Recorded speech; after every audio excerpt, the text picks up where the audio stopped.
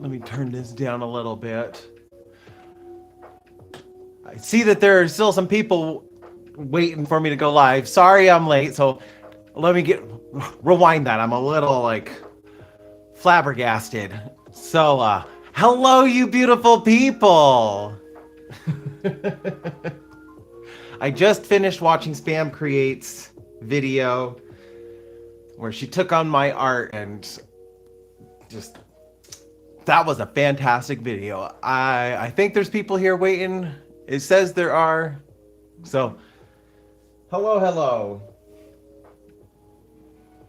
Ah, that was such a great episode. Oh my goodness.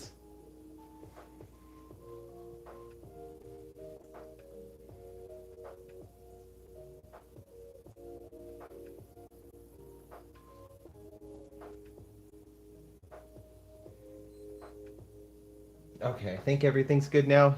Yes, okay. We did not plan that. Like, yeah, I did help out Sam, but I had no idea when the video was going to come out.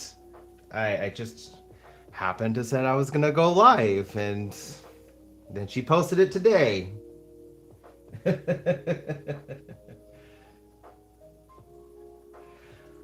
Oh.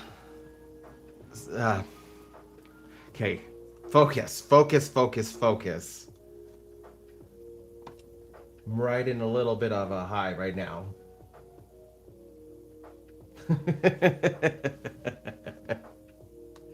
Sorry that it was a little bit late. It was just... That was a great video. And I think I'm going to start with this tree or the shrubs. Well, I let people come in and I get all situated.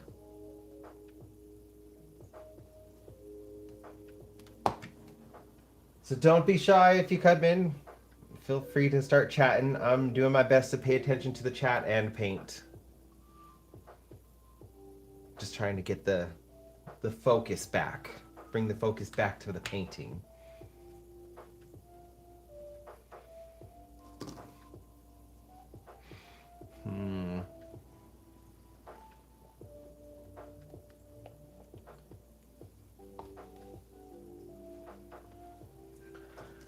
I think I'm going to start with the shrubs.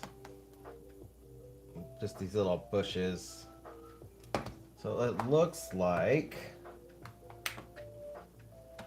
I do not have the specific green I use, because that looks like pale olive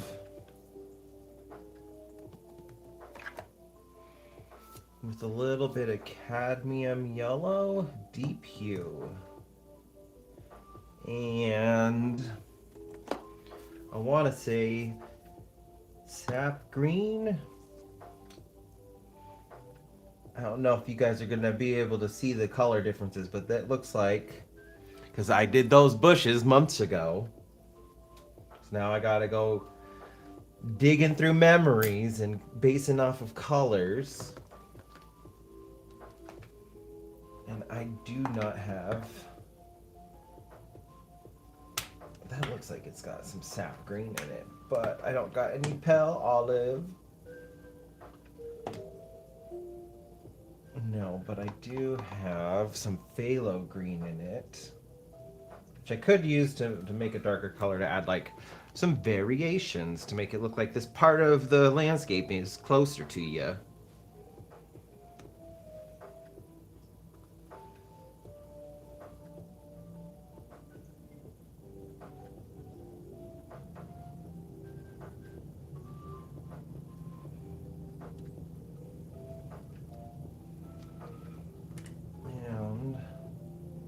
Some of the water.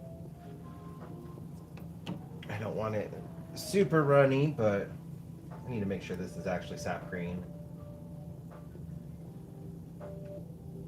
Yes, it is. I didn't mean to squish it out. And I'm gonna need a little bit of yellow.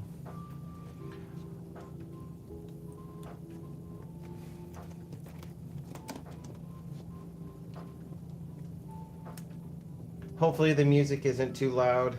I did put it down, but I can't hear what you guys are hearing.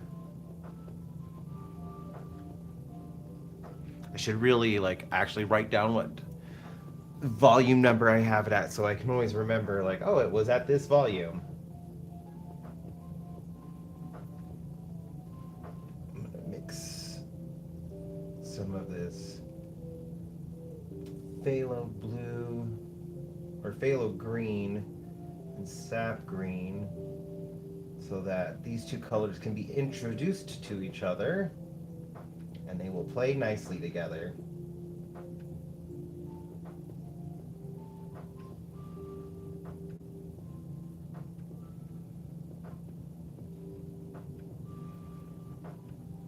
I need to figure out how to get a... I need to get a better camera at the capture card is what I need to get. But all in due time. Hello, Jay. It is. I'm hoping that I can get... I have marked down like where I want some shrubs. So I want to get those done today and hopefully the tree. Potentially start on some of the flowers like either some of the little white flowers or the lilies.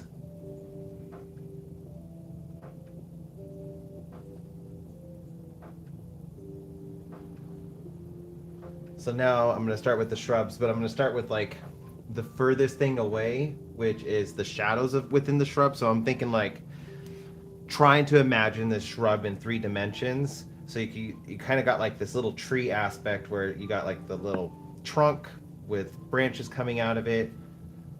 And so I'm trying to think like where they're going to be so that I could build leaves off of those. But if you do see any like hint of where I'm putting these, it's just gonna look like shadows.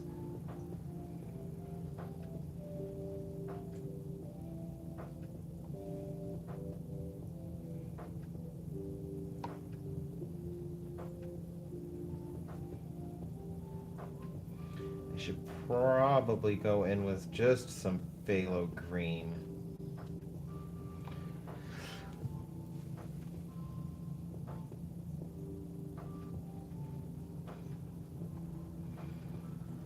I don't know if you saw my post, but another YouTuber, Spam Creates. I really enjoy her channel. I love her art. I love her personality and her storytelling. She has a series going on where she takes on other artists on YouTube and does like her work inspired by their work. And I think it's a really fun series. She has created some fantastic pieces from this series. But she took me on in today's episode, and so I was watching that. It made me a little late, but I couldn't pass it up. I had to watch it. I had to make sure I was watching it first. She created some really cool pieces. Hello, Spins.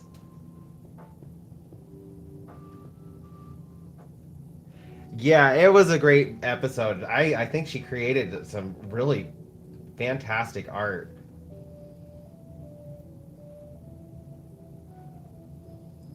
I'm still kind of like blown away. She took on my self-portrait, which is such like it's a very sentimental piece. I don't typically like drawing people, let alone myself. So that piece was a little hard at the time when I made it, but I love that I created it. It's a very important piece to me. And I feel like Spam and I have battled some similar hurdles in our lives. And so seeing her take on that piece and create it in her own style with her OC really just took my breath away. That was such a great piece she made.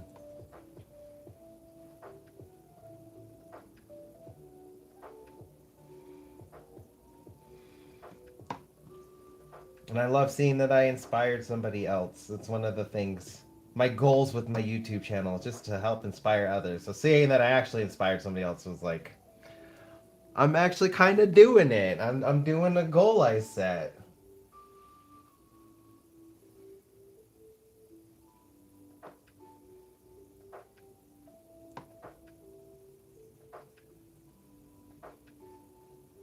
It's definitely a much needed smile for today.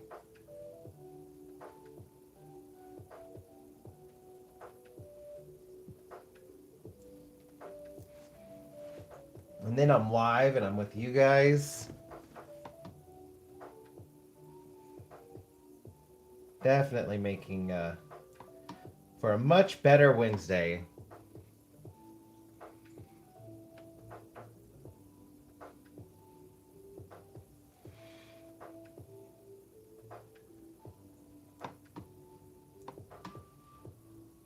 I think I want a bush coming back here too.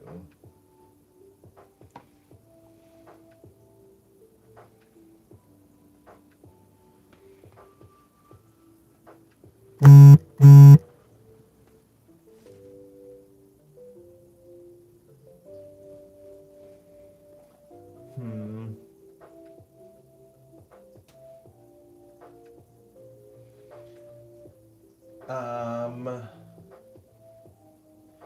No, hold on one second.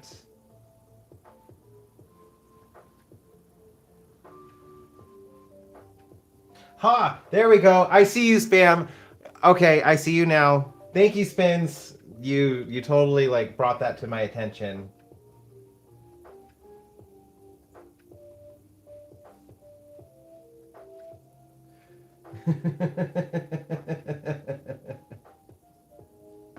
Oh, I can't wait to enter the duck universe. That's so freaking that's so funny. I love the ducks you made. The one with the glowing heart cracking in the front really makes me think of my Protect Your Peace painting I did.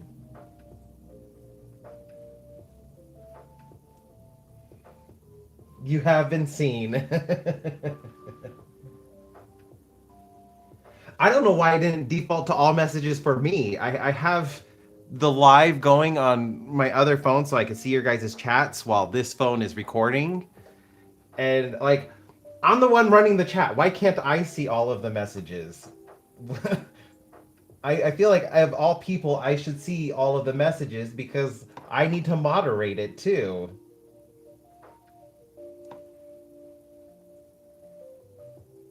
You've been in all my lives. Oh my god, now I feel really bad. I have. Oh my goodness. Sam, I'm sorry. I'm blaming YouTube. This is all YouTube's fault. I would never ignore you.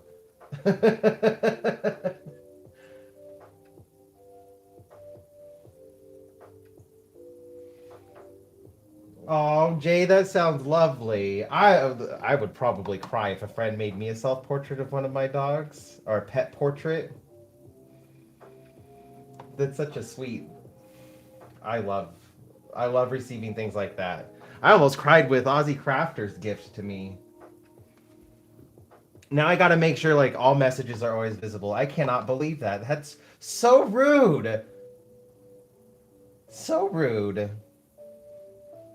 And why would it filter you out? Is it because your screen name has spam in it? So YouTube's just like, oh, this person's gonna spam. We can't show them their spam. Now I'm wondering who else I haven't seen in my chats.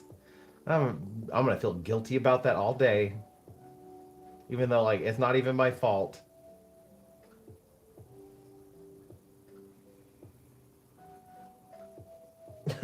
Eric's gonna come home from work, and I'm gonna end up telling him this whole thing. Like I was ignoring some of my viewers.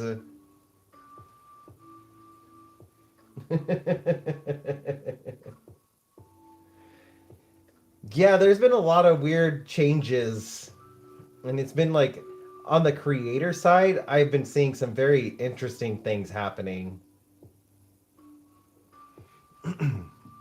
Like I know a lot of you in here are in Europe or any other part of the world aside from the United States, and I posted a short on Monday, and it got blocked in every other country but the United States because I honestly didn't figure out why. It was just blocked.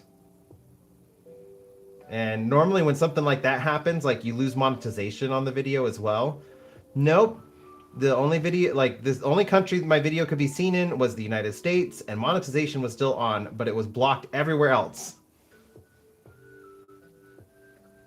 And I think another creator said it quite possibly could have been from my caption in it, because in it I had cheekily, just because historically speaking the church has never been kind to weird people, so I had cheekily put in there like tax the church, and somebody's like that probably triggered it, which is weird, but who knows.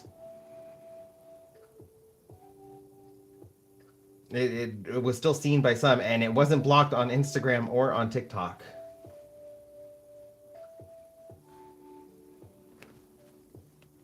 I just never figured out why.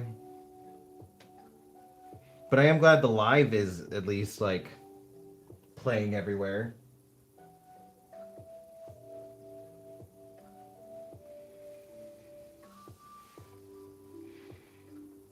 I kind of like it.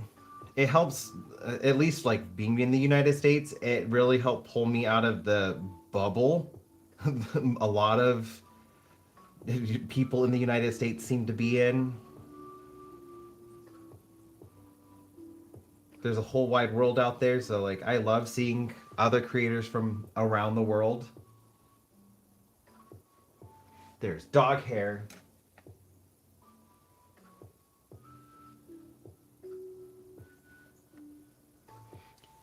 Really?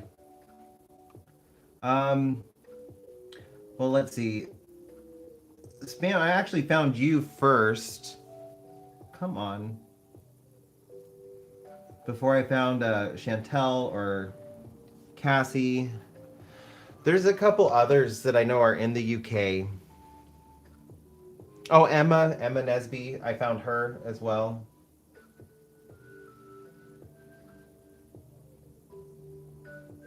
I feel like most of the artists I watch though are like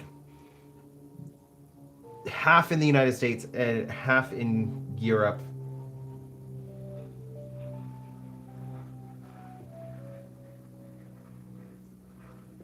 And then occasionally like I'll branch out and just kind of like start looking at tags so that I can find artists in other parts of the world. There's a couple that well, in Australia. There's some I follow in Australia, India, France, Germany.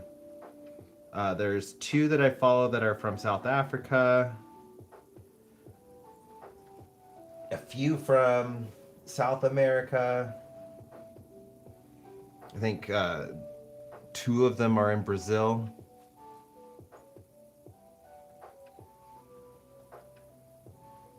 Yeah, you. Let's see. I was watching Drawing with Waffles, and I was kind of like, it was when she had taken a step back just to focus on herself, and so I was rewatching a whole bunch of her videos, and YouTube had popped up creators similar to Drawing with Waffles, and you were part of that, and your channel stood out. So I was like, I'm gonna give this person a watch. And that was how I discovered you. And I thought your channel was fun. I thought you were a fun person, and I was like, oh, I like her. I'm gonna subscribe to her.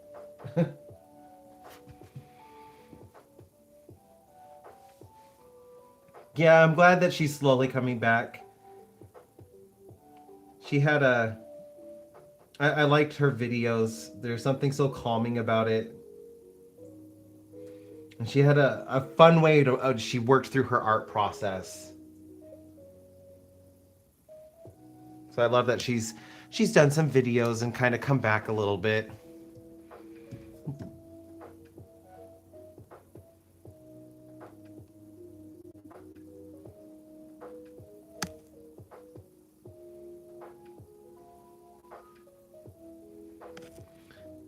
So yeah, I guess that was a moment when YouTube was being kind to you. And it was like, oh, if you like Drawing with Waffles, you're gonna like Spam Creates. Although YouTube was very correct, I did.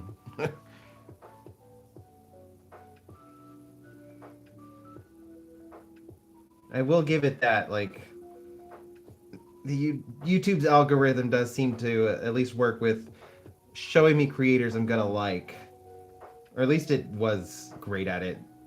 Lately, it's been lots of AI.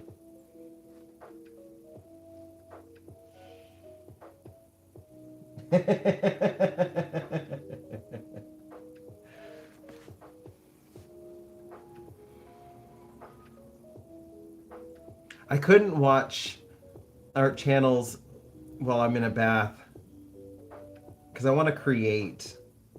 Although I can't say I haven't done it because I have, and I do still create. Like when I'm washing my hair, like any of the strands that come out, I'll plaster them onto the shower wall and I'll make stuff out of my hair on the shower wall, and then Eric will like, "Is this like the last one?" He's like, "Did you make a zombie on the wall?"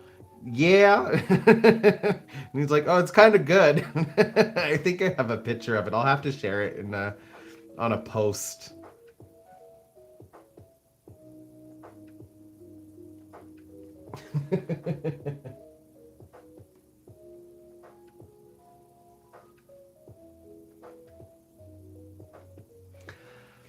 It took some time. Spins. I was actually quite nervous about starting recording my art on camera. I was worried about all of the little silly things that really don't matter that much, especially because I speed up my process. But like you can angle your camera so that it wouldn't even be an issue. But I was always worried like, oh, my hand's going to be covering what I'm trying to work on, or my head's going to be covering what I'm trying to work on. And I need to practice on how I'm going to film this and where I'm going to film this. And then I really don't like the sound of my voice. So like, I'm like, what if other people also don't like the sound of my voice and they can't stand listening to me talk? Because like I can barely stand listening to recordings of my voice. But I think that's just because like the voice I hear in my head is not the same voice that I hear on camera, and it's just kind of like a like triggers uncanny valleyness vibes with me because like the voices are similar and my brain knows they're mine, but they don't sound the same.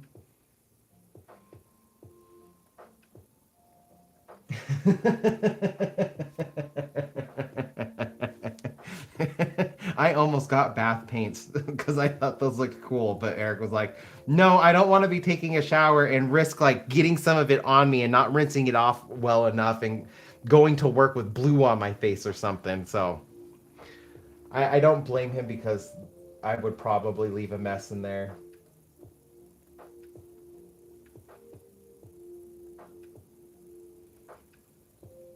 But it does look like fun. I never got anything like that when I was a kid. Where else do I want to put a shrubbery?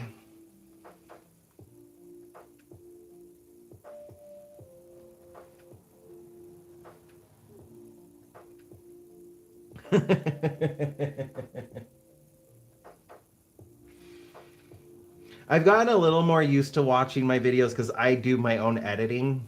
But although I will say, like, this last video, I'm kind of like, I'm struggling with re-editing it because there are so many cuts in the original. Though, like, to give you guys an idea, it was going over my top picks for art in 2025. And there are a bunch of pieces that I didn't make long form videos for that I had completed. So like there was some new art on there, but I did make recordings of it. So I had video I was adding to it to show off, and I had to edit those videos to place into my video that I was editing. So there was a lot of editing done, and I think it was a transition I picked. It just it corrupted all of a sudden, and there was no way of going back because it was so far back in the pre-saves because it was like the video was 32 minutes long and it was at like the 9 minute and 8 second mark when the transition was, and everything past that was just corrupted, not playing. So it would play up until that point, then it would freeze, crash, and I was trying to go as far back as I could, but the app just kept crashing in the pre-saves. I was finally able to like get it right up to like the 9 minute and 7 second mark and delete everything after that to save that first half of the video. But everything since then I've been working on, it's just been so tedious. It took me about 5 days total like those first 9 minutes were 2 days, and then 3 days after that, where I was like just under 30 minutes of the editing of the video finished edited, and I only had like 4 minutes left to edit when it crashed and all that happened. So I was just like, that sucks. That was a lot of work. And I tried everything I could think of to save the video. And just, I could not get it to work.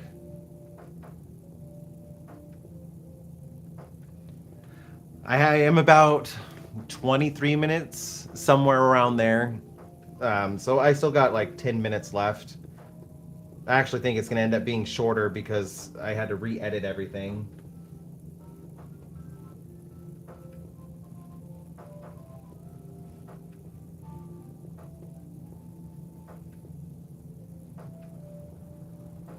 Okay, so the surface I'm working on it's an electric coffee table.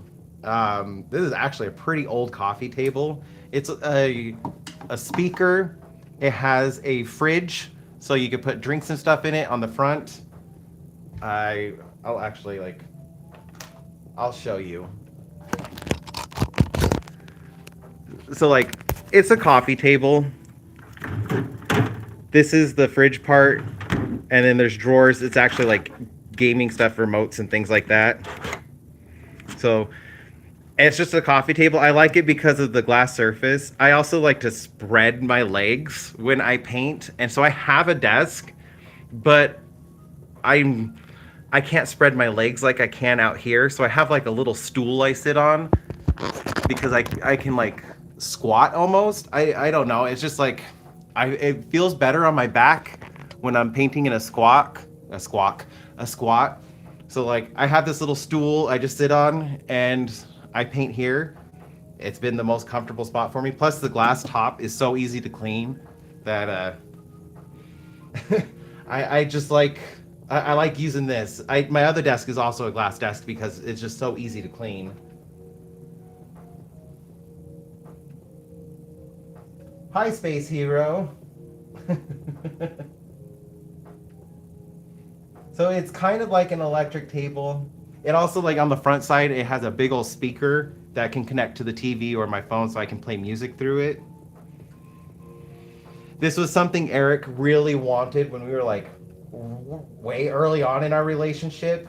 He had been watching this like the smart coffee table, but like no AI or anything in it. It's just like an old smart coffee table, and he wanted one.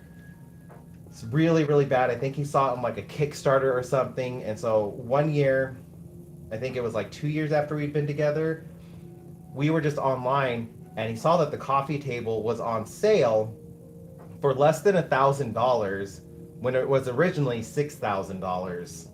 So at the time we had the money and we were looking to replace some furniture already. And so he was stupidly excited about this coffee table. And we ended up getting it. It's also like how all the lights and everything are plugged in because it does have outlets on it. So I can like, it's easy to set up for like recording.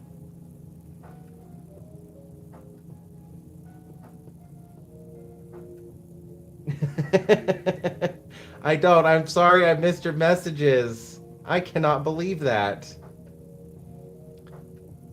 So yeah, it's just my coffee table in my living room. I don't have a TV in our bedroom. I don't like a TV being in there. Probably just residual from my childhood because I wasn't allowed a TV. But I get too distracted when there's a TV in like my bedroom. If it's on, like I won't get anything done. It needs to be in like a separate space from where I sleep because I also won't even sleep. I'll turn it on and just watch. So it's kind of like making a space that's okay with my ADHD to make sure I get sleep and have a space that's separate.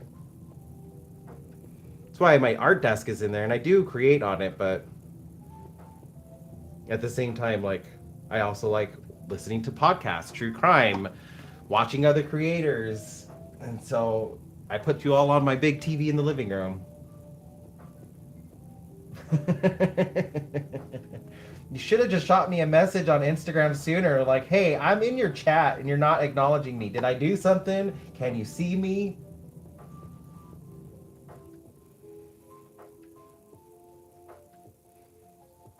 I try to engage with everybody until you get weird.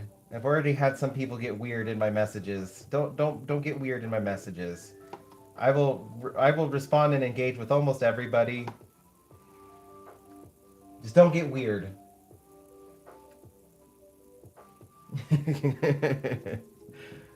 No, of course you're wanted.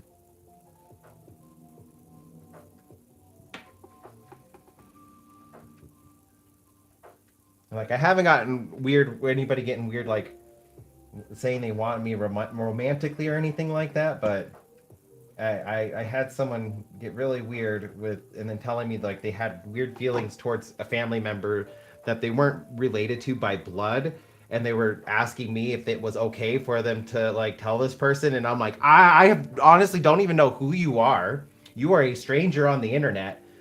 And now I know like, you want to be in a very weird, inappropriate relationship with somebody in your family. I don't know why you're telling me this, and it's making me a little uncomfortable. If you could stop, I would appreciate it. I do not want to have to block you. As long as you're not that weird.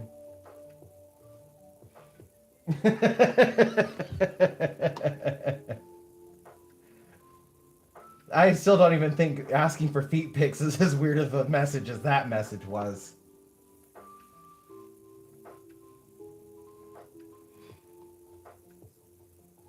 I don't even know if it was a troll or what. I was just kind of like, I'm uncomfy and I feel like I need an adult, but I am the adult and I don't know what to do in this situation.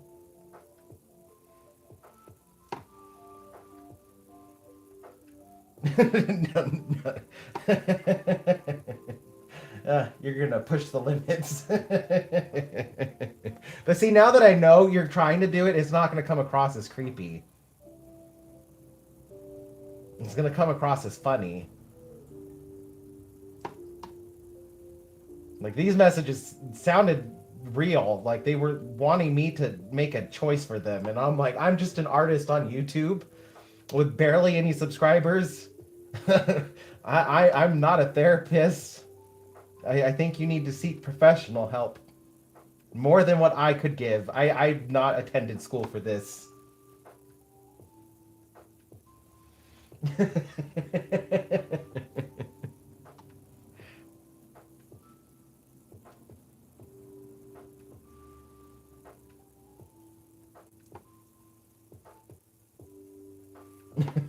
Well, if you tell me now, I'm going to be looking for it.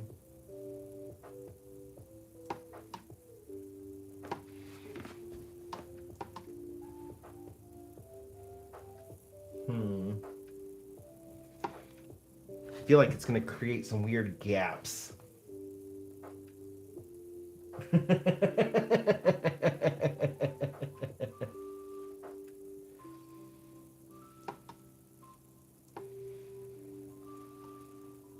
I don't want any weird gaps. I want it to look shrubberish.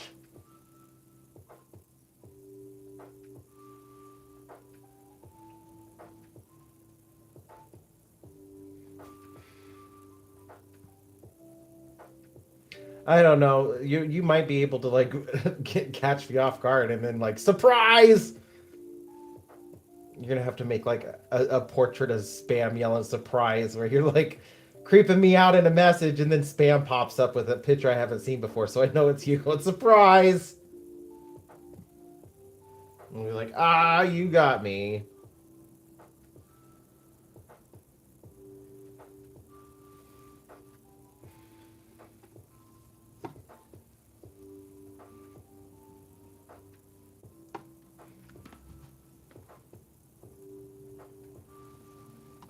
Also, I don't even know if that person is still in my community. If you are in my community, like, I'm sorry. I didn't explain it well enough at the time, but it made me uncomfortable, and that was creepy. I'm sorry. Don't do that to other people. Some things do not need to be put out into the universe.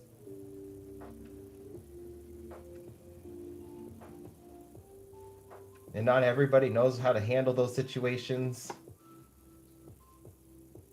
I mean, she does. Spam does still surprise me. You've got quite an imagination.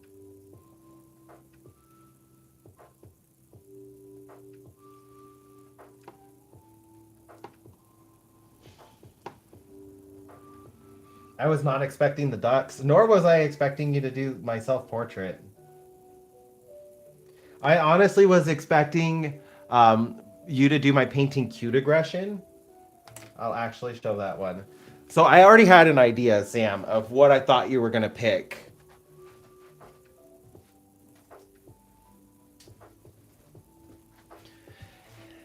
And I thought you would have picked this one just because of the pink in it. That's what I was leaning towards. So it's not coming across that great on screen, but this is just based off of how I feel the dogs see me when I want to squeeze them so much because they're just being so freaking cute. That feeling is called cute aggression. So I made this where like I just want to squeeze them, and how the dog, I feel like the dogs see me as some kind of like squeeze demon. Like I never squeeze them hard enough to hurt them, but it's just like they just look at me like, okay, you're getting weird, but I just like, I love you so much. So this is the one I thought you were going to pick.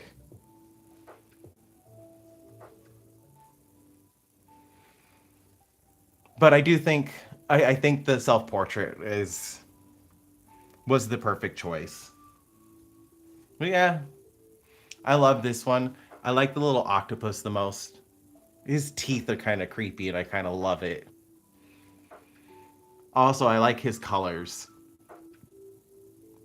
I like how they're glowing.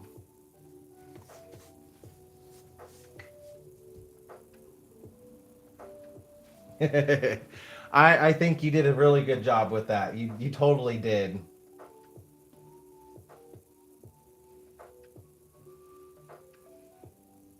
That self-portrait was me trying to convey how I feel having ADHD. And it's like all of the thoughts at once are always going. And not like and I kind of feel like it's the difference between like other disorders is like I do hear all of these thoughts and I feel like they're different emotions, and it's just like they're all going at the same time, but I also know they're all me. They're all my thoughts. Like they're not voices, they're just my thoughts.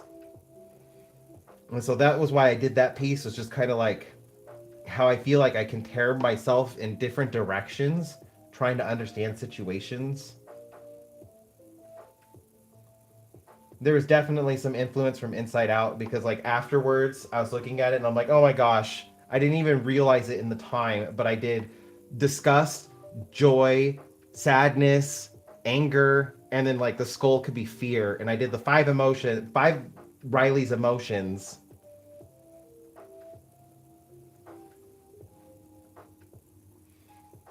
A little bit after you said something, I could kind of see what you were talking about with the mask, but I definitely feel like it's definitely more you.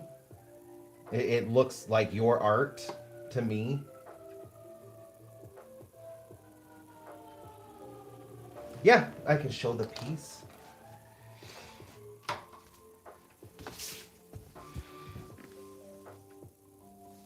So like, here's disgust, here's joy, here's fear, sadness, and anger.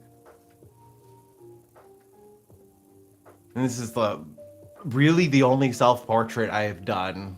Well, I also did my husband and I. That was a birthday present, but like, just kind of like trying to get out my feelings. I will say though, like, this picture, I had to do a little bit of like finagling with it. So the reference picture I used for this was actually an older photo, and it was one. an ex had taken of me to try to tell me, like, look how ugly you look, because I was so mad at something he had done and I was trying to walk away, and he was just kind of antagonizing me, and he like was putting the phone in my face and going like, see, well, like I didn't even realize I had that picture. So I was going through my old photos on my phone and I ended up coming across that one, and I was like, okay. So I thought I'm gonna use it for something good, and then I deleted it. Like I used it for the reference because it was still me. It was still like a movement of me, and I wanted to represent like all of me and that I'm accepting all of me, even though I really did not like the moment, nor did I like what he was doing. But I thought I could use the reference so I can use it for some good and have something good come out of that. And then I just deleted the picture forever. So I don't have to worry about ever stumbling across that again. And then this one was from a selfie I had taken after like I had found out my cousin had passed away, and just kind of I had saw myself in the mirror and I took a picture. I don't even know why I took a picture, but I just took a picture. I didn't post it anywhere. And then I kind of just went back to mourning. And so I used that one. So like I tried capturing my like real emotions of pictures that I had taken in my past.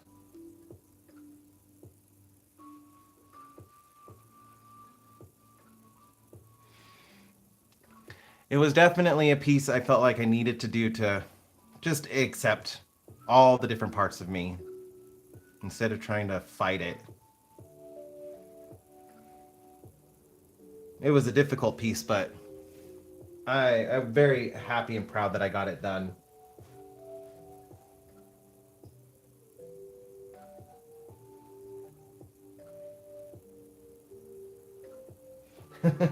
Thank you, Sam. I feel like it took some work. There was a lot of growth, seeking a lot of help, but I'm definitely much prouder of the person I am today.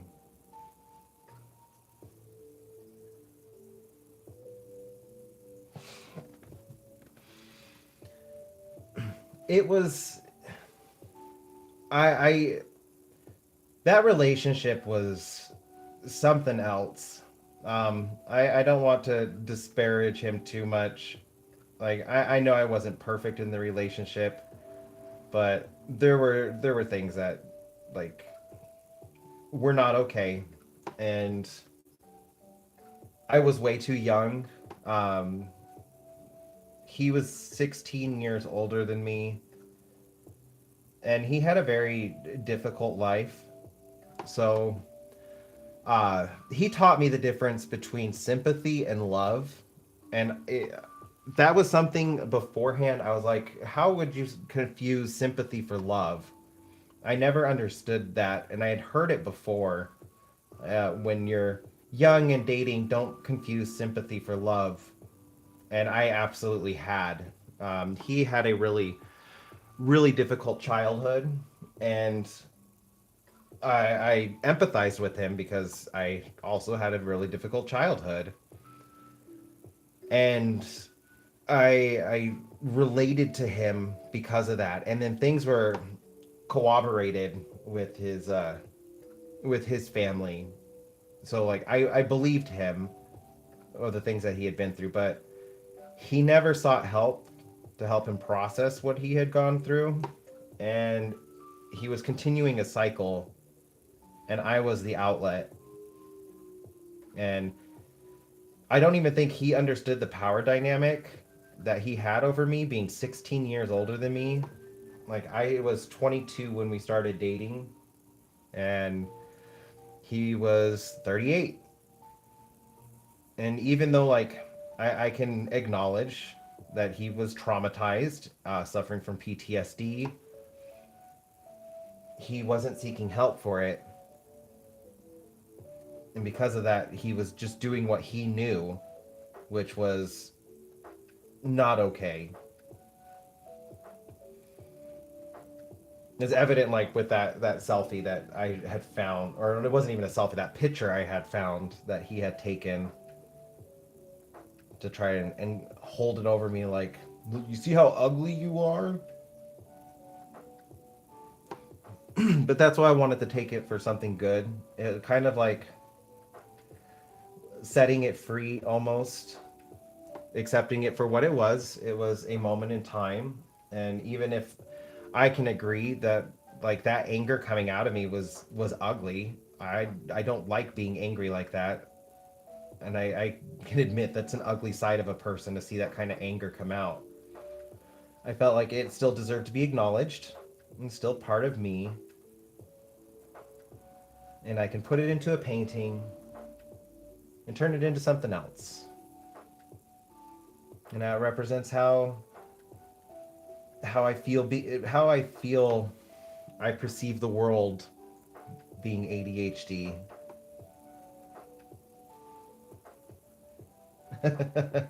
I appreciate that. Thank you.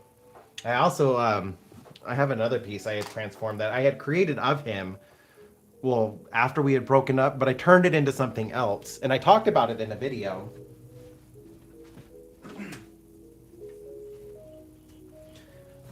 But that's my shadow box. So when we had broken up, we were together for almost 6 years. So going from like some of my most informative young adult years into like towards where my brain is fully formed and I'm like starting to really understand the world, I created this artwork. At the time, it was not colored and it was just a sketch. And there was also only one of these little guys. I actually think it was this one on the ladder. This one was added secondary, with just aspects of the world breaking the heart, and how I felt trying to put my heart back together. And then almost a year after we had broken up is when I met Eric. And this is the piece I made from that artwork that I ended up giving to him on our first anniversary of us dating. And I colored it. I added in the second character because I felt like I was no longer alone at trying to repair my heart. He was there also helping me, and I was also there helping him repair his own broken heart. And I feel like we were really good for each other. And so that's what I turned this into, because it started out as artwork from a traumatic experience and how I was just feeling, and it was just a doodle, into something I felt was much better, a much better use of this artwork and transforming it.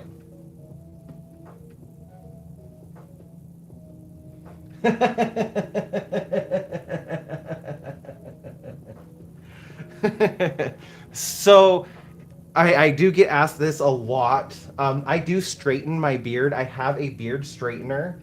They make little hair straighteners for beards. They're like this big. Although with how long my beard's gotten, I actually have a full size now.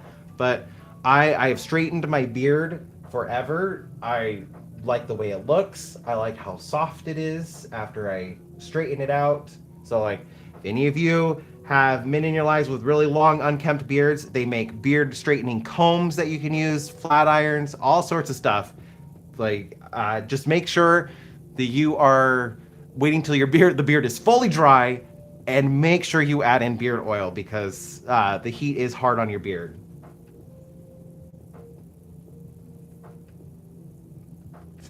Maybe I'll have to do like a get ready with me one day where I'm straightening out my beard.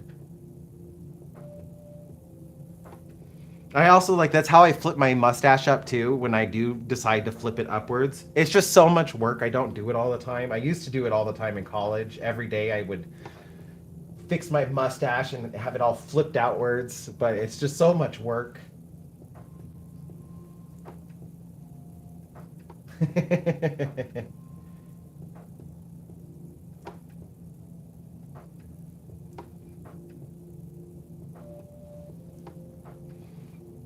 I just treat it like the hair on my head when I style it. I know, like, gotta style your beard and your mustache too. I've seen too many men out there who don't do it. I'm just kind of like, you got a beard, but it's not cute. You just comb it a little bit, please. You don't have to, but it would do wonders, I promise.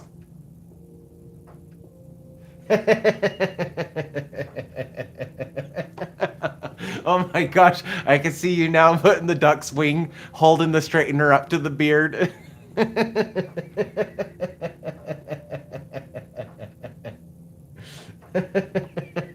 That would be funny. That would be a great rubber duck.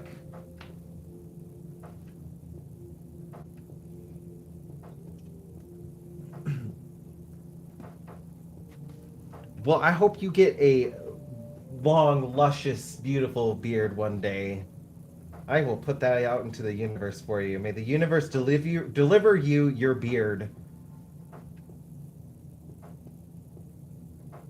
Because I will say, like, I'm not big onto wind. Like, out of all of the types of weather out there, wind is the one I don't really care for the most. That's a Vegas thing because the wind out in Vegas is like 140 degrees and it's hitting you in the face and it just feels like somebody has turned a hair dryer on max and it's just blasting you.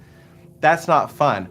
But I will say with the beard, when the wind is blowing through your face, you feel so majestic. Like you can't help but feel like a lion just standing in the savannah with the breeze flowing through your mane. You just feel so majestic. That's the only thing about wind I like now. And I've only grown to like that since I've grown a beard.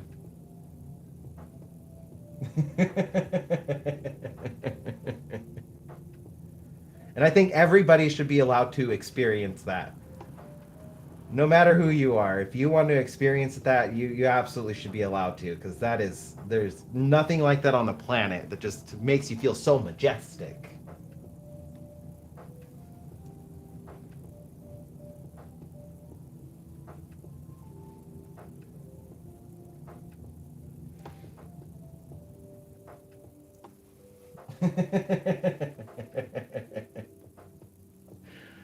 I do. Like if I'm outside and it's a windy day and my beard is just out, like if I'm wearing a hoodie, it doesn't impact my beard as much, but like during the summer or spring where I'm just in a t-shirt and it's not constricting my beard and it just is flowing in the wind,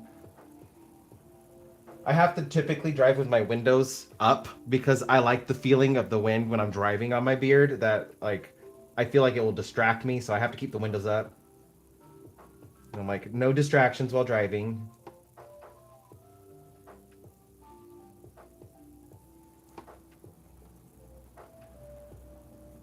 But it's such a wonderful feeling.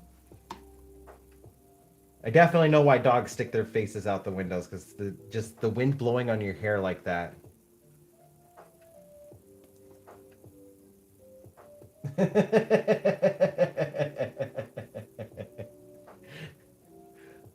I would love to see it. You don't have to share it into my community tab if you don't want to. You can always send me a message on Instagram.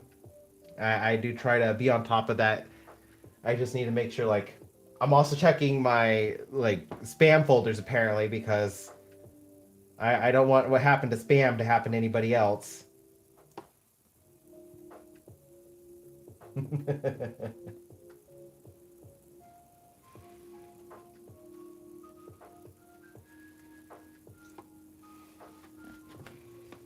This is starting to look very lush. Although I'm getting some bald patches and I don't like that. I don't know if I want to put more rocks in there or maybe just like I could do clovers because clovers you wouldn't really see in the background, but there's like spots in the background where I feel like there would be some clovers.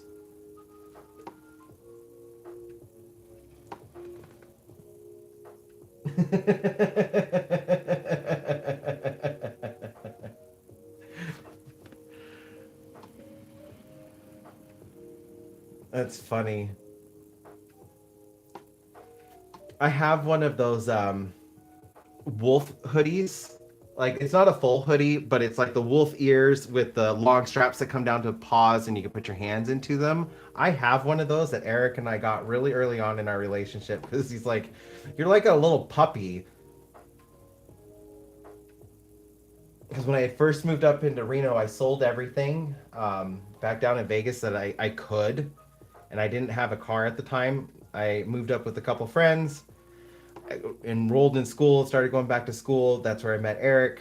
And so Eric, of course, like he started picking me up and we would hang out together.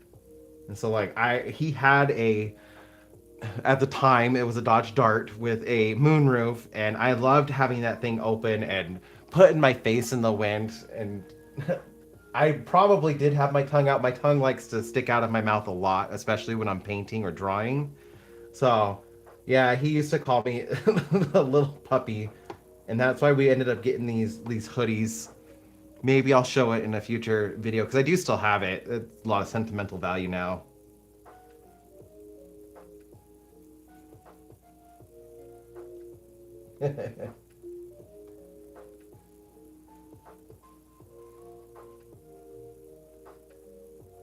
I would not I would not be surprised if I was a dog in a past life.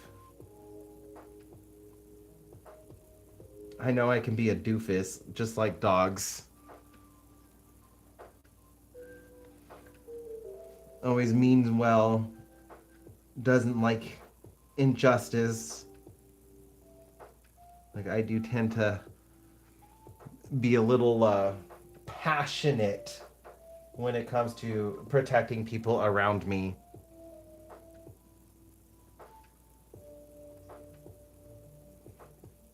I was very passionate towards everybody I used to go to college with in my like as I said on here in one of my last videos, like my employees when I worked at a warehouse, I was very protective over my employees, protecting them from other managers.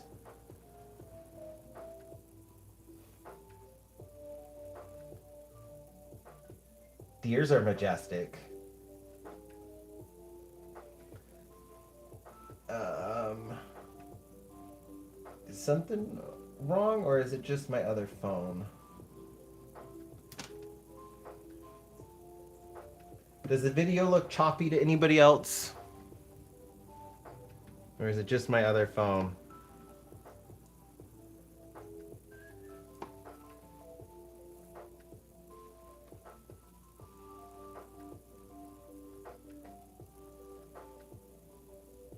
I'll go grab it really quick before you have to leave.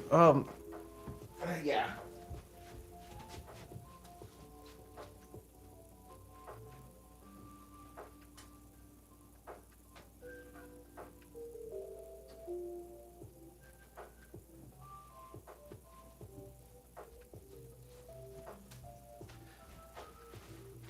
I think some people call them spirit hoods, but it's just like a little hoodie with pockets and paw prints.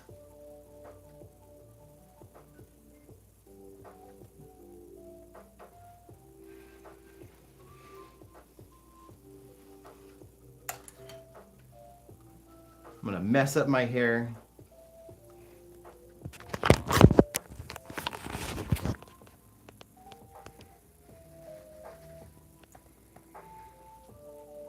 Let's see.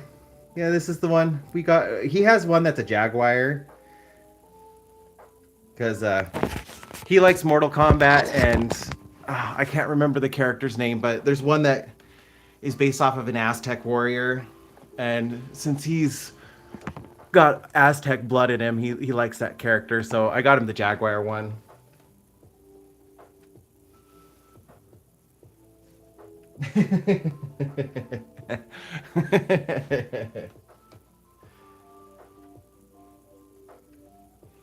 I don't really wear it as much as I used to, but I can't get rid of it. There's so much sentimental value with it.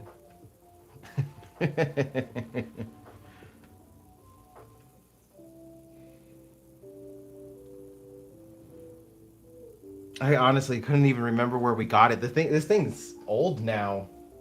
It's like 10 years old.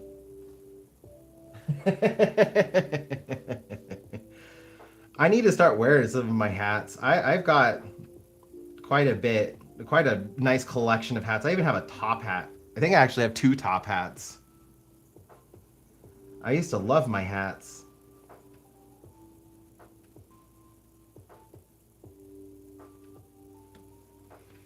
But then the real world doesn't like people wearing hats. All right, Space Hero. You have a wonderful night, or day, or evening.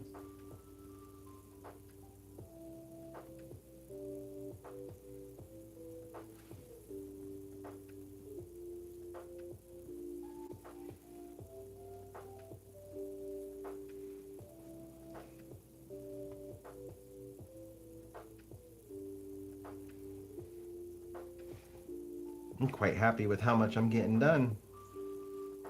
Getting all these shrubberies added.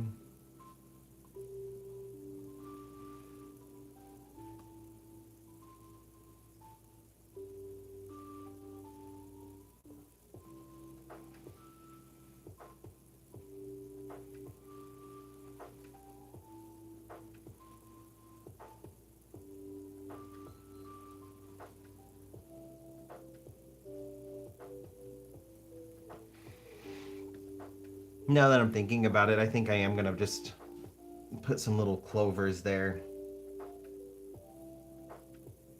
Like I'm just kind of like looking at it as a whole before I add in the flowers.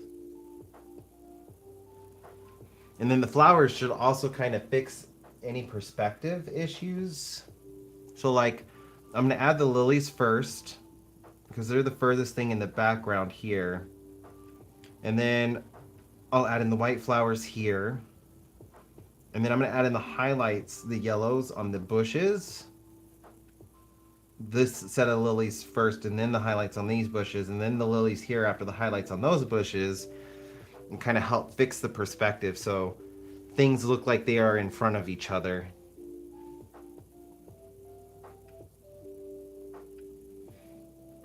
And if you're wondering,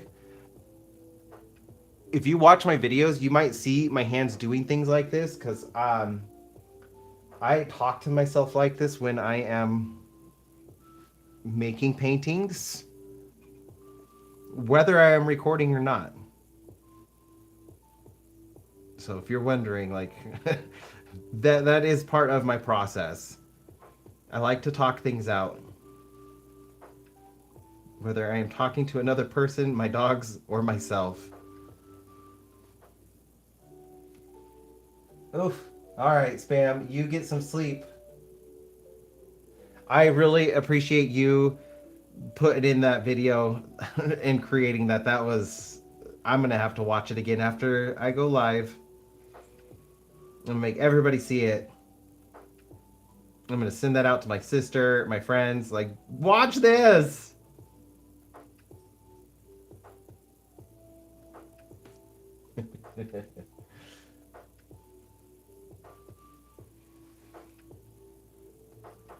I hope you have a good night, and I'm going to accept your challenge.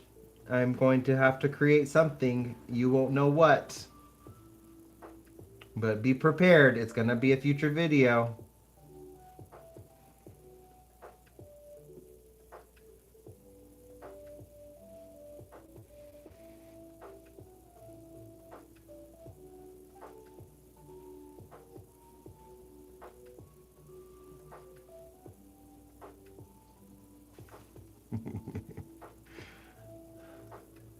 I'm going to be chuckling about that video all day.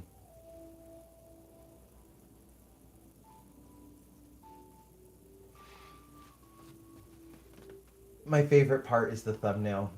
That thumbnail is fantastic. All right, Spam, you need to get to bed. 4:30 a.m. is quite late.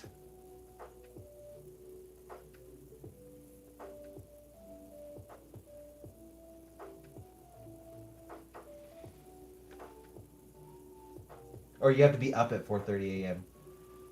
It's probably like 11:30 now? Or 10:30. Keep at it. The more you make, the better you get. Putting in that experience, and you have grown so much.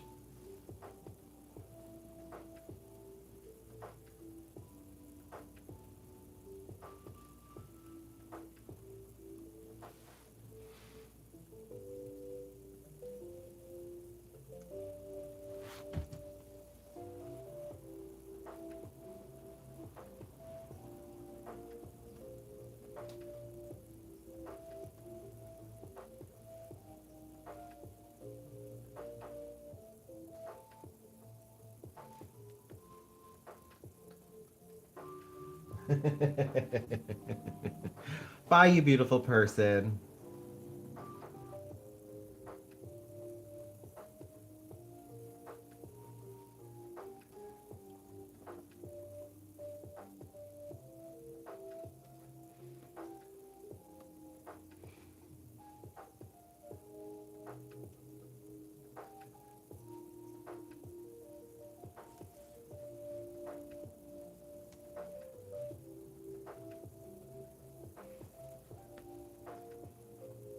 I don't know if you guys can hear it, but Baxter is snoring. They're getting used to me recording on Wednesdays because the last 2 Wednesdays I took them on extra long walks just to kind of tucker them out so I could record. And so they were expecting it today. I think they have already picked up on the schedule. And they are both out.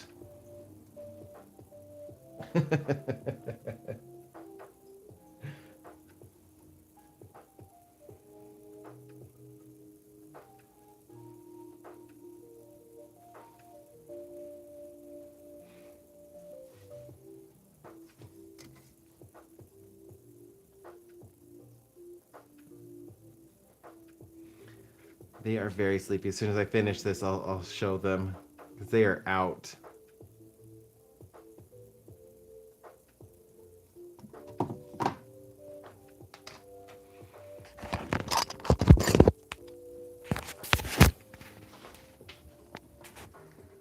Oh, you look like you just woke up.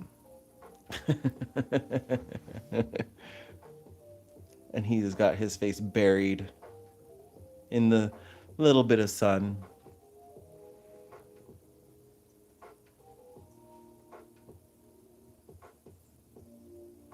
It makes them happy to go on the long walks, though, so. Plus, it gets me out of the house for something other than chores, adult responsibilities, or working.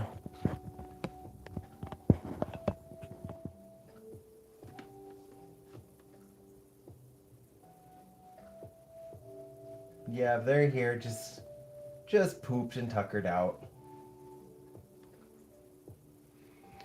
But just good for Baxter. We got to make sure he stays in shape. I want to lower his risk of heart attack. He was quite a big puppy when we got him. He's supposed to be about 17 to 18 pounds, which he's sitting at right now, which is good. But when we got him, he was 28 pounds, almost double his weight that he is supposed to be. He was a very big boy. But he had a lot of health problems because of it. And we didn't want to risk him being put down or anything like that because of all of his health problems. Sometimes the shelters feel a dog just has too many health issues, not worth adopting. Plus, he was 12 years old when we adopted him. Oh, okay. I guess you're going for a ride. I think my arm is getting weaker. I'm gonna have to get a new camera arm soon.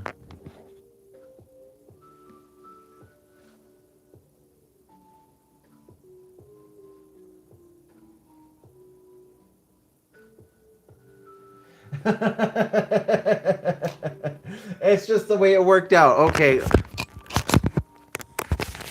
Here you go, Spam. There's the cute puppies. Baxter heard the word puppies. He knows we're talking about him. Onyx is just sleeping in the sun. You don't have to stare at me. Well, I'm gonna have to take the camera off of him so he stops looking into the sun. There you go. That was just for spam.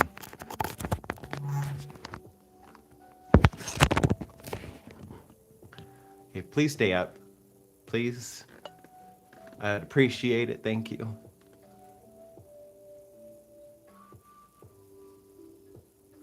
It's just the way the conversation naturally flowed. Hi, Rory.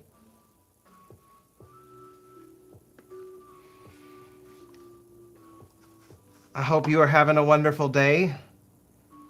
Also, if you haven't seen it yet, you need to go check out Spam Create's new video. It is fantastic. I have shared it on my... I shared it in a post. It's on my channel page. I'm going to have to accept Spam's challenge and take her on. But anyways, going back to like Baxter. So yeah, we saw that he had a lot of health problems. He was older, and we had just put down Rascal. So Eric and I, we both got Onyx and Baxter kind of shortly after we had said goodbye to Dexter and then Rascal. And it was just because we had all of the stuff for dogs. We didn't want the stuff to go to waste. And I kind of want to just be able to provide good homes for any dog that we adopt. And I think, you know, there's nothing that I could do when it comes to losing a dog. And I took some time to mourn. But I think that that love that I gave to Dexter, I could give to another dog. And I can make another dog's life really happy. So we said goodbye to Dexter February 14th in 2023. Yeah, and then we adopted Onyx on the 18th of February. And it was because we found a shelter was coming into town from out of town that specialized in smaller dogs. And one of the dogs, Onyx, caught my attention because he looked an awful lot like Dexter. But then I saw his little bio. He had been there for 5 years, and he just had like a weird temperament.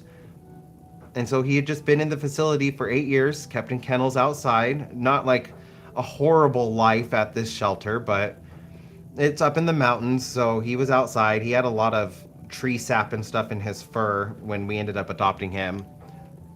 And I just felt like he needed to come home with us. 5 years in a shelter is just too long. I'm glad it's a no-kill shelter, but he needs a home. So we ended up adopting Dexter, or Onyx, after we had lost Dexter.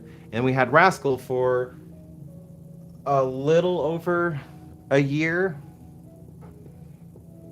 About a year more. We also lost him in February of 2024. That was it was hard, but Rascal was really, really old. We adopted him when he was 10, and we had him for 10 years. He had a really tough life before us. He had been in the shelter for quite a while. He was adopted by 5 separate families before us and returned each time. And that broke Eric and I's heart. We were like, absolutely not. He's going to come home with us. And we ended up getting him in 2014, Christmas Eve. That was our Christmas present, was getting Rascal. And gave him a really good life, and he was a very happy dog. But unfortunately, dogs can't live forever as much as I wish they could. And it was time to say goodbye. So after we said goodbye to him February of 2024, we actually said goodbye on on the 29th, on the leap day. We went and got Baxter on the 8th, and we found him at the Humane Society, and just saw all that he had a lot of health issues, and that people just weren't interested in him because of his health issues and his weight. And he was an older dog, and we're like, nope, you're not going to stay in the shelter. Hello, Becky. Yeah, and Rascal was definitely attached to Eric. That was his human. Eric was Rascal's human. So it was very hard on Eric to say goodbye to Rascal. It was hard on both of us, but it was exceptionally hard for Eric. It was his first dog that was ever truly his in his life. And they had a very strong bond. And that, I mean, I know they did because Rascal really held on for Eric. But then when we finally said our goodbye, he found Baxter, who was called Blondie at the time. And Eric did not like Blondie at all for Baxter's name. And he was just like, he looks like a Baxter. We're going to call him Baxter. And his head perked up and he looked at us like he already knew that was his name before we had even adopted him. And so Eric was like, yep, his name is Baxter and he's ours. So we went and adopted him. Been working with him on his food. So I have the homemade dog food I make special for him, which is also good for Onyx. So no complaints, just he's got to have secondary protein sources because he has some kidney issues. Lost a lot of weight, keep him very active, going on walks. He's very happy. He's also got these, oh my gosh, what are they called? They're like little fatty nodules that form underneath the skin. We get them tested just to make sure they're not cancerous or anything. But he's got quite a few of those, and one's on his chest, and it's like a uniboob. So, like, we always kind of poke fun with him. I was calling him my little booby boy last night, and he's just sitting there like wagging his tail, looking at me, and I'm just like, "Who's my little booby boy?" And Eric was like, "Why are you calling him a booby boy?"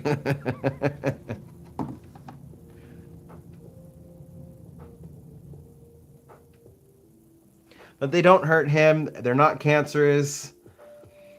Otherwise, we would probably get them surgically removed, but I just don't have like $10,000 to have all of his little like fatty nodules removed. They don't bother him so long as we keep him in shape. Because if we hit their placement, if they get too big, like if he gains too much weight again, they'll drag on the ground and then they can cause issues. But we've done a really good job keeping him in shape, keeping him active so they don't drag, don't cause him any problems. He's just a happy little guy. It is. It's just like a big uniboob, just in the middle of his chest. I don't want to disturb him right now with him sleeping, but like, yeah, it's just one of his little things.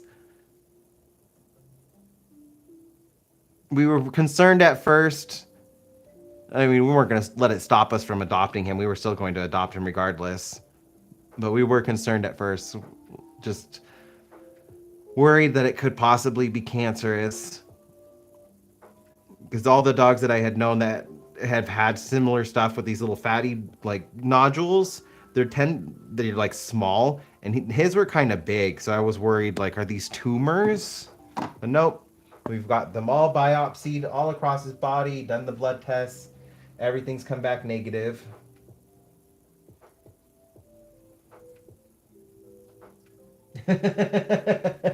Yeah, I imagine there are some people out there who would like that.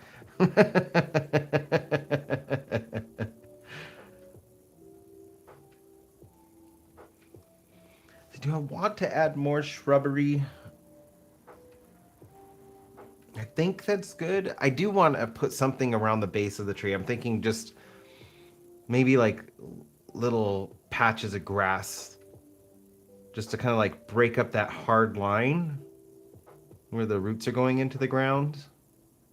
They could also bring in some more dirt.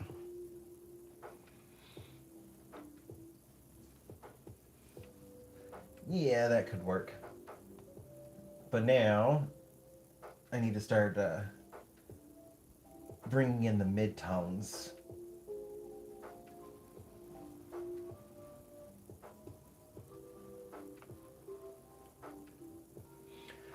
I'm actually looking forward to this summer. We're gonna try to go on a couple hikes now that Baxter's strong enough. Like we could take him on a couple kilometer long walk now, where before we could not. But he can do them just fine now. He just comes home pooped and wants to sleep. I want to take him out on the hikes. We used to take Dexter and Rascal on hikes all the time, but with Baxter, we didn't want to push his luck just because he had some weight on him. We could tell he was getting winded over stuff a little easier. I didn't want to like have to go on a walk and then him just kind of collapse on us. That was my biggest worry. So I just wanted to make sure he was in better shape for us to be able to get to that point. And I do think this year's going to be the year we're going to get to take him. I'm super excited. It's been a little while since I've been up to like Lake Tahoe. I've been missing it.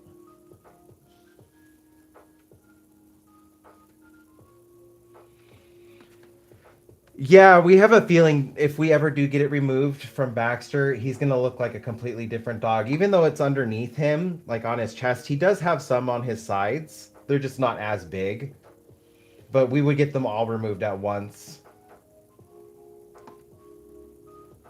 My sister's dog had them too, Cleo. We called them her little boobies because she had two that were very inappropriately shaped. So instead of calling them balls, which is what they looked like, we just called them her little boobies because we didn't want to say that she had balls, but they dangled from her chest, and it was they were funny. It was funny watching her bark and then just kind of like bounce as she was barking.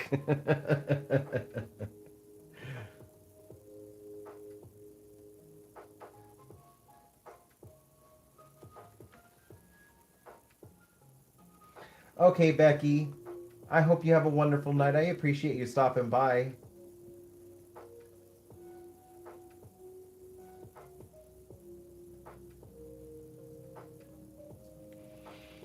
There we go. Now they're starting to look a little bit fuller and like bushes.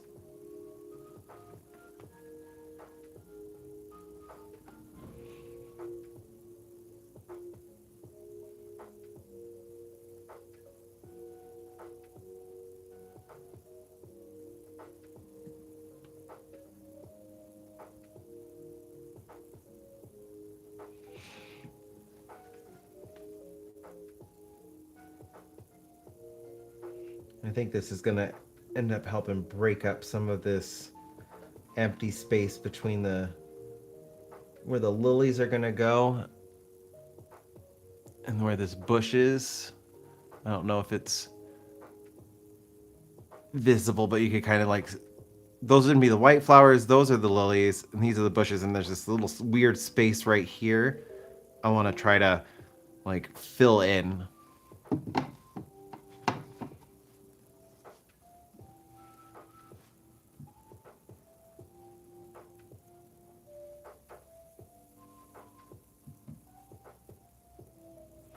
I am glad that she is in your life, Jay.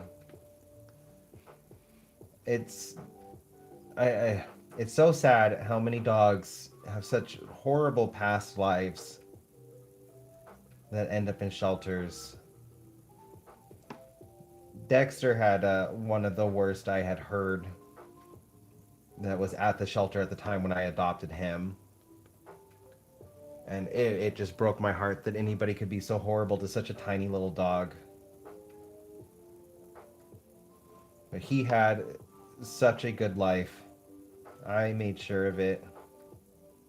He went on adventures, got to travel a lot, had a nice warm home, was loved, got to play all the time, tailored to his likes and dislikes. So like he loved Chewy toys, so we always made sure to have his Chewies.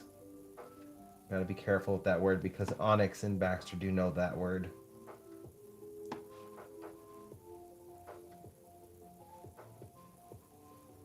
That's all we can do is just give the best life possible to these little dogs. And some of them are not so little, but it's all we can do. Make sure these dogs have a good life. They deserve all the love.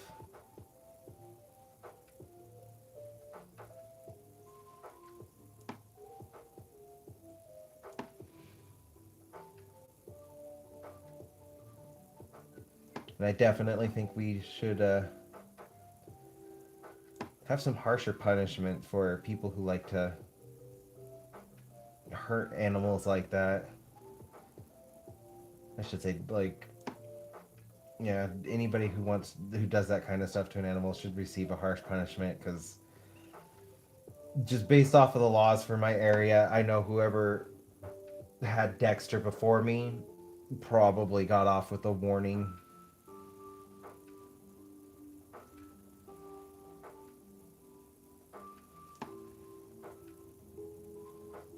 Which even breaks my heart more because fun fact about Dexter, um, Dexter, when I got him in Las Vegas. It was 2012 and or 2011. We got him in 2011, and it was with my ex.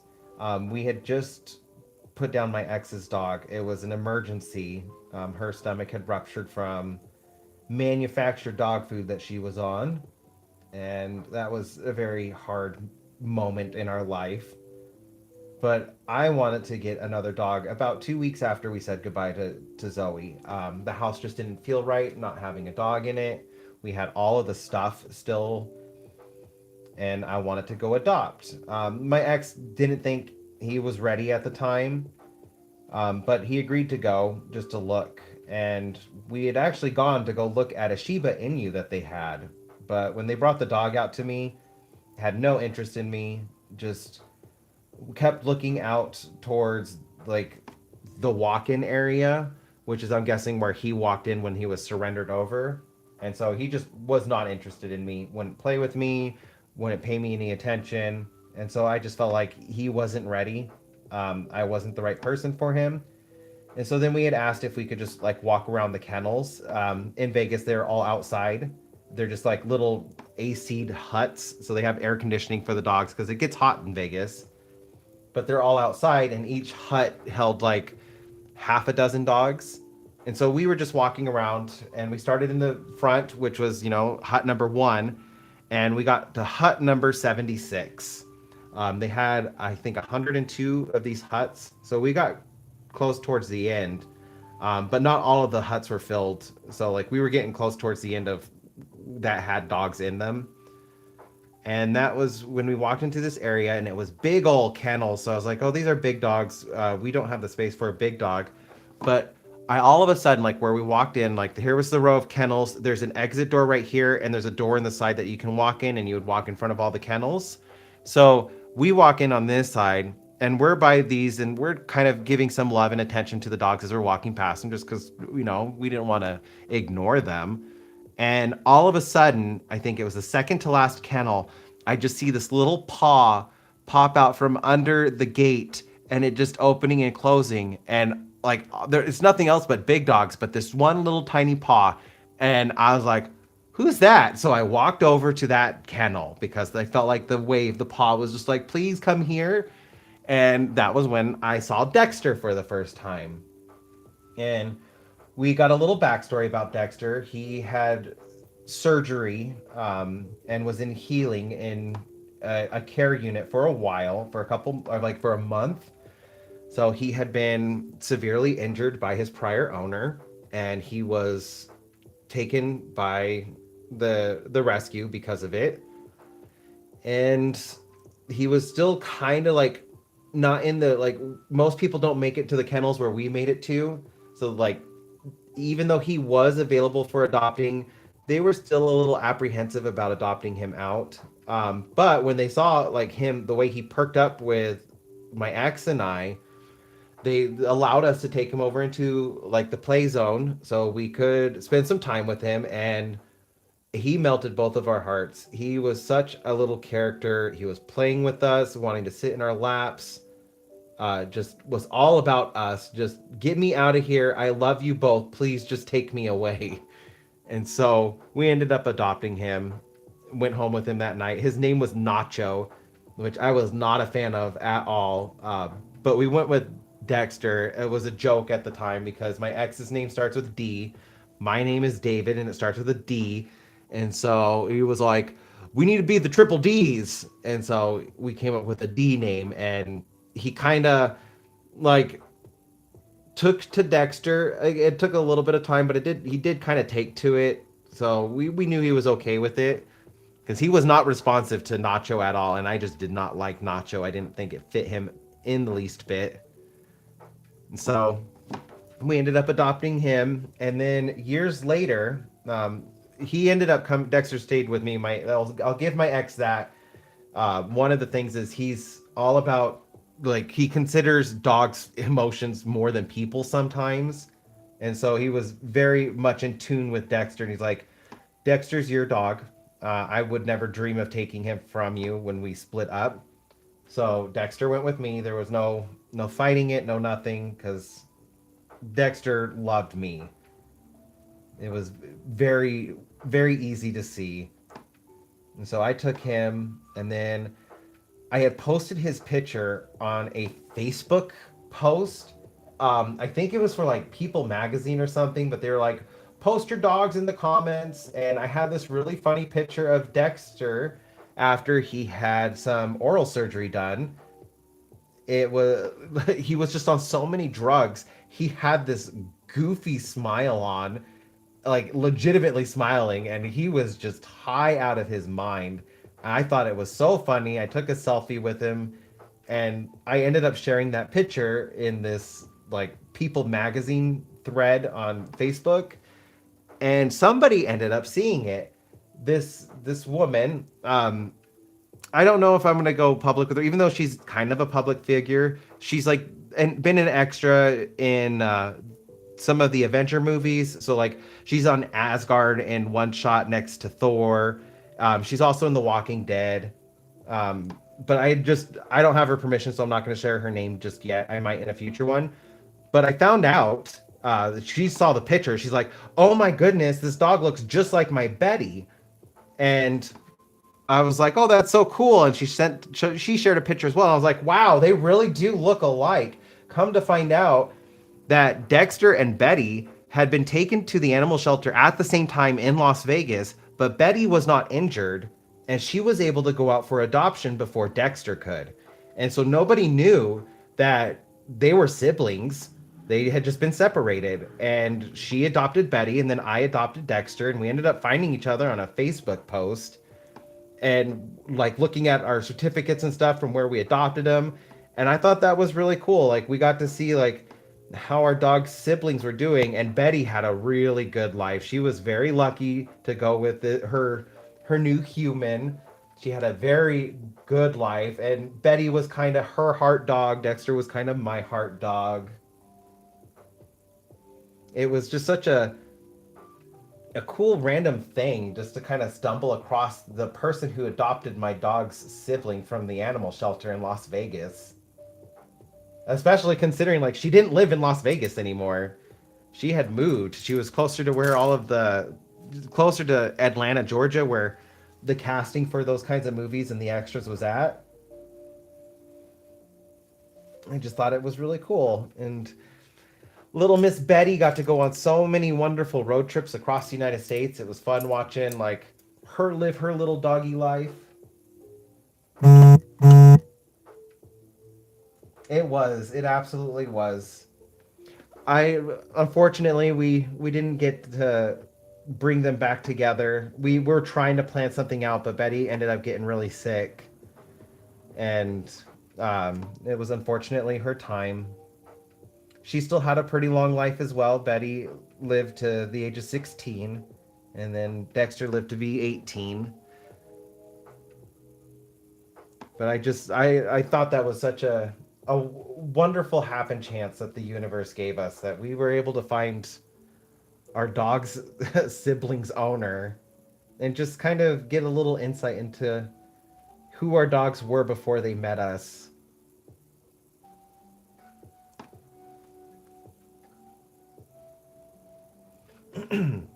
I'm pretty sure she would be okay with sharing like her information because like she does, but I'm gonna double check and ask with her, and in a future live, I'll share some pictures of Betty,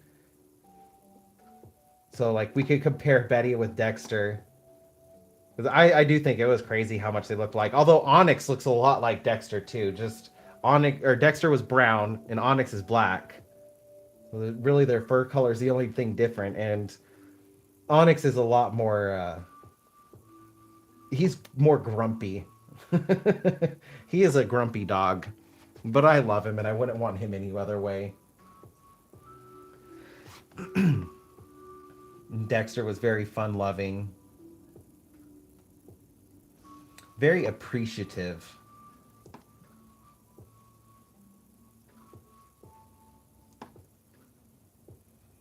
Onyx has been a little, I want to say like almost spoiled. Sometimes I feel like he acts like he just deserves these kinds of things, even though he does. He absolutely does, but he'll act spoiled.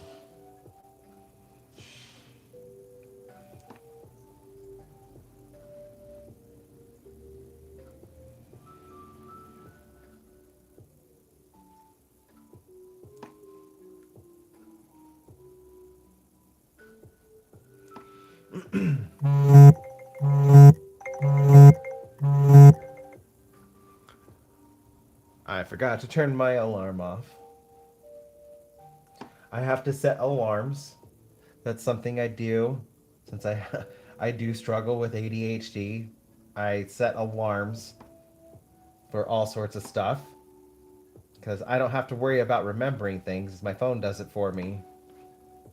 And that was my alarm like on the days that I'm home, I try to make sure I get chores and cleaning done because I don't want Eric coming home and just being like, I have to clean. He helps me clean on the weekends, so like during the week, I try to take care of stuff since I'm home more than he is.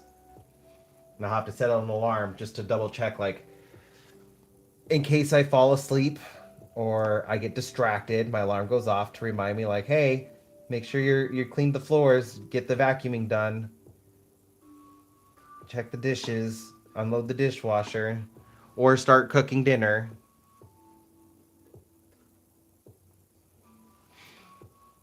It's my little hack. If you have ADHD, utilize your phone's alarms. I still procrastinate and don't always get everything done on time, but it does help. Make sure, like, because I would absolutely get distracted. I would probably, like, take the dogs outside and then start talking with one of the neighbors, like I did the other day. Talking with one neighbor, and then his kid called me Unk, and I was like, I feel old now. I've never been called Unk, and you just called me Unk.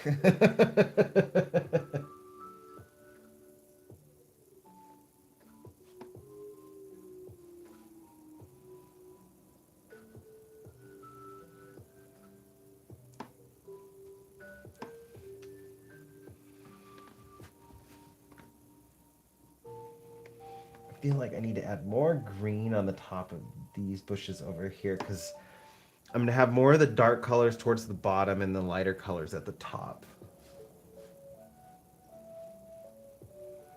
Yeah, I don't know what I would have done if I would have been born in an age without an alarm that I could set like this. Because it was my biggest hurdle and struggle in school was being able to get stuff done on time. I struggled with it so much.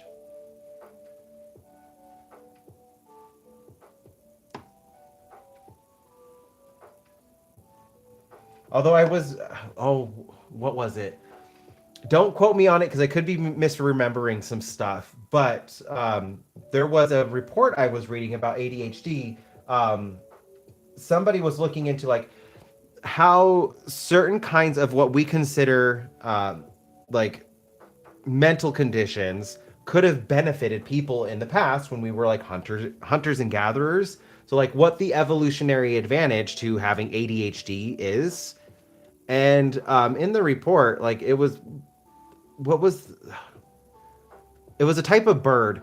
There was a bird that he was talking about that he kind of experienced what he would call ADHD, even though like he couldn't diagnose it. It just characteristics within certain birds that resembled ADHD, easily distracted, always looking around, and that kind of stuff. And he was just kind of like equating the two with humans and pointing out like the reason he thinks it would have been advantage to have people with ADHD in a social setting with hunters and gatherers is that we would be good lookouts. We're the ones that we are completely oblivious to the things that we expect to be around us. But once something new pops up into our field of vision, we immediately notice it before other people tend to notice it. So, like, we ignore the patterns that we become blind to them, but we spot the things that are out of place before anybody else. And that's how it could have been an advantage point to our ancestors to have people with ADHD in their society, because we would have been great lookouts. Yeah. That's kind of why I'm using the lives now, is it's been helping keep me focused on this painting. I have put this off for too long because I just sit here and don't do anything. Having you guys watch me kind of puts this artificial pressure on me to finish it. Like, I have to keep working on this painting. I can't, like, I'm live now. I almost feel like I need to perform for you guys, and my performance is painting.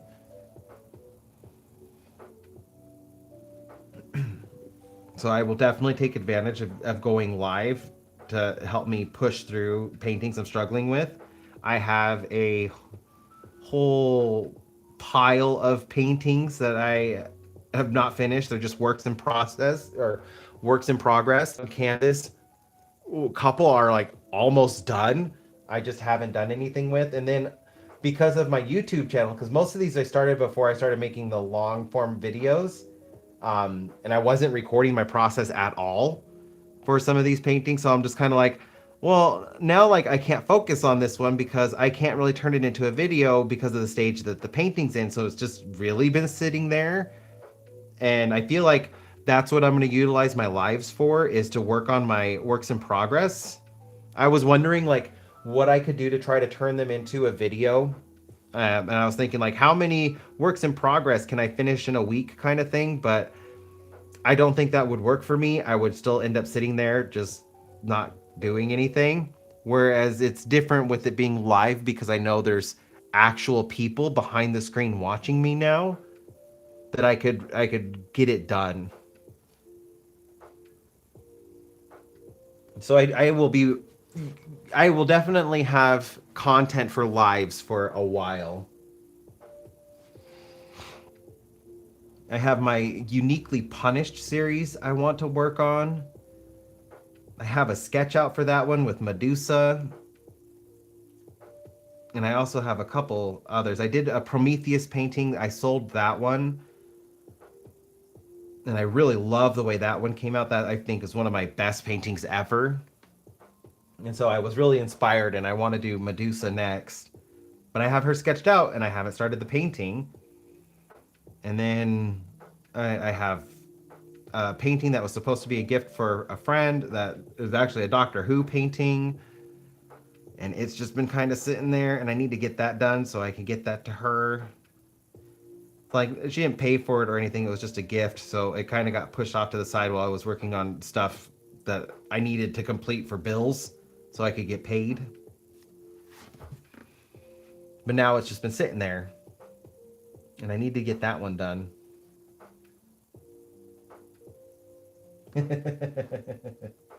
You are watching me. I can see like the counter. There's people here watching me. So now I got to get this painting done. You guys are my accountability. Even though like no responsibility on you guys. This is all self-imposed.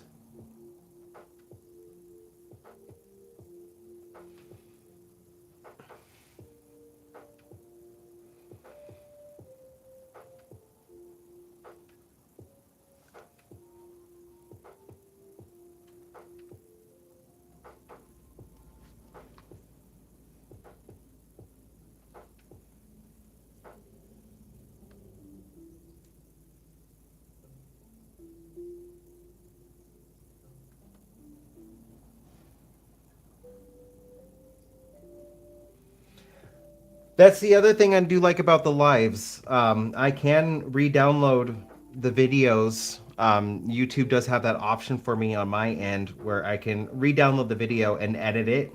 So I have almost the beginning process of this painting completely filmed, but this part is all been on live. So I'm gonna have to like download the lives and edit them into the video. Like I'll have to edit out parts where like I turn away from the painting and stuff, but I could still turn it into a longer video. I just have so many paintings that I really need to get done. And just stop putting them off to the side and ignoring them. I got some Pokemon paintings that are sitting there, which I was hoping to finish last year, and then just got distracted with all sorts of other stuff.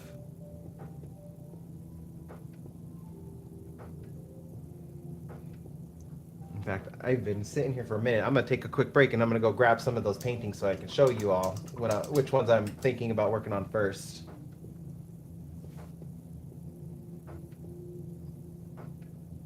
Yeah, that is true. Give me a second. I'll be right back.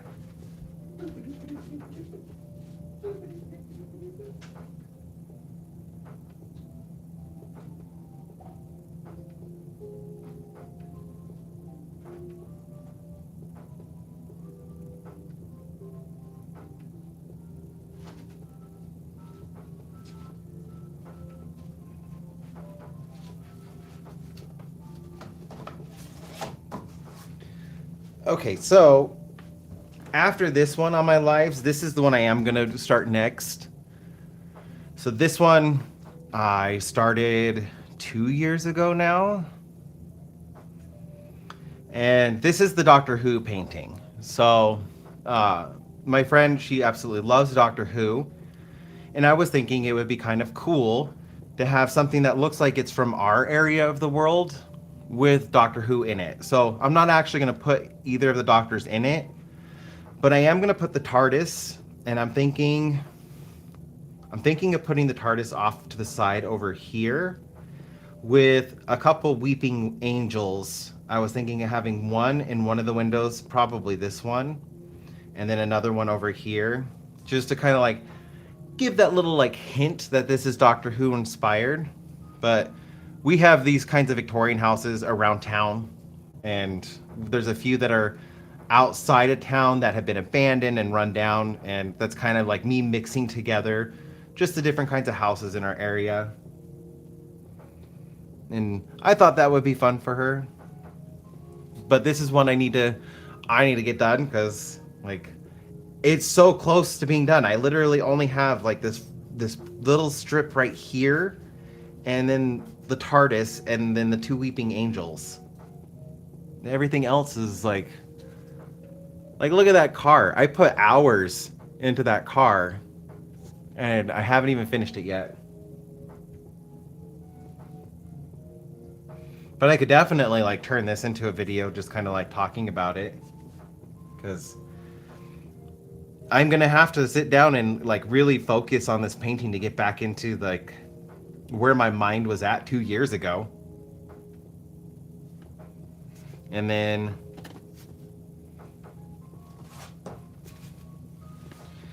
here's the Medusa painting. So there's Medusa, and oh my goodness, I am drawing a blank. The goddess that turned Medusa into the Gorgon. I am drawing a blank on her name. I know it starts with an A. I'm just drawing a blank. But I wanted her temple in the background because this was one of her priestesses that was turned into the Gorgon. And the idea, since this is kind of like uniquely punished, is the moment Medusa was transformed, and I thought it would be kind of interesting to have her skin peeling away like how reptiles shed their skin, just kind of like peeling away like that, with her bursting through, but having her old face like staring at her new face. And this is one like I really want to get this one done, but I've gotten so preoccupied that it's just sat off to the side.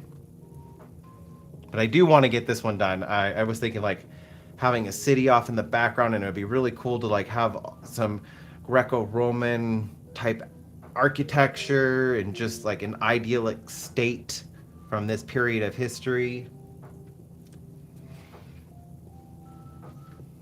And then I have some that are like this. Um, so this was an emotional state painting, but I actually turned it into something else. And I ended up scrapping this idea because I saw something in it and I wanted to reverse it.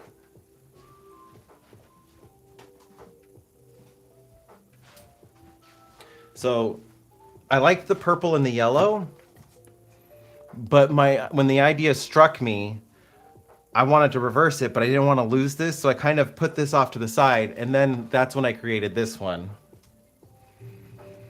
which I just posted this picture not too long ago. But this is what I was this is kind of what I was inspired to do. So I flipped the yellow and the purple, and my whole idea with it was kind of like a slice of amber and just creatures stuck in the amber, almost like it didn't matter that they existed until we as humans found them, and then we gave them purpose and labels, and then their life was like no longer inconsequential. So that was like my whole idea behind this piece. And the idea came because this painting where I kind of saw this and I was like, oh, that kind of looks like a geode, and I could go with like a slice of rock or something. And I was watching Benji Thomas on YouTube, and they were talking about a piece of old amber that had been found that had part of a dinosaur tail in it, and it still had feathers and stuff on it.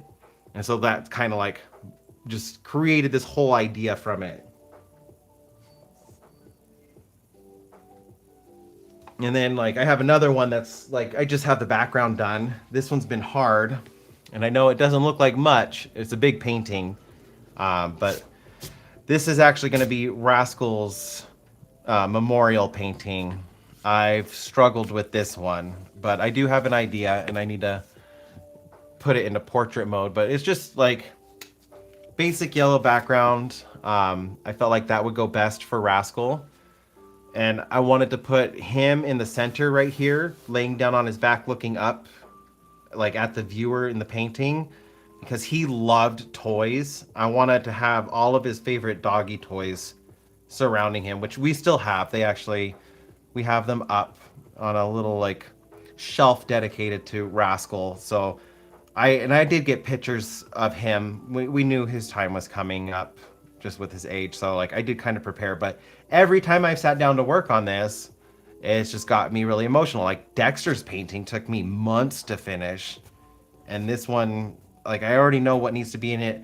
I can see where Rascal's gonna be, like his hind legs right here, kind of looking up with his paws and his kind of like doofy little face up here.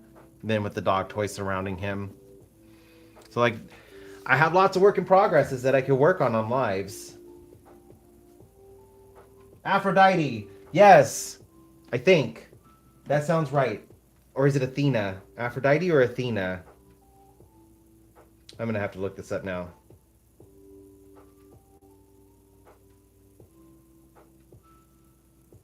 Athena. It is Athena cursed Medusa, but didn't Aphrodite become Athena?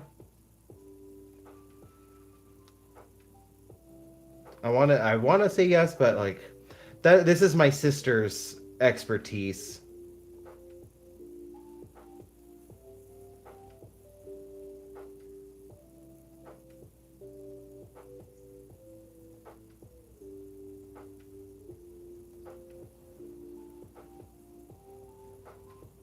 It was Athena, but Aphrodite is, I guess, considered Medusa's contrasting figure.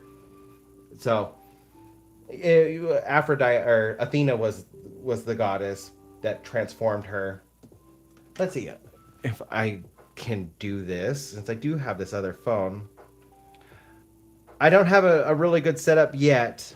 I'm getting there, but I do eventually like want to be able to add stuff not from another phone into the live streams. All right, so I just gotta be a little careful because this is like I tried to stay true to Prometheus, the story.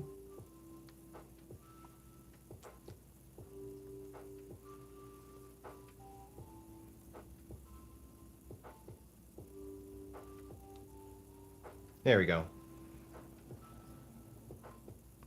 I don't think you can see too much. I'm just gonna kind of like put my finger over it, but like there's my Prometheus. He's I painted him as close to authentic as I could, so like he is unclothed, but like there's my Prometheus piece, and I sold this one, and it gave me the whole idea for like doing a series of stories from human history that are like people who were punished in very inhumane ways.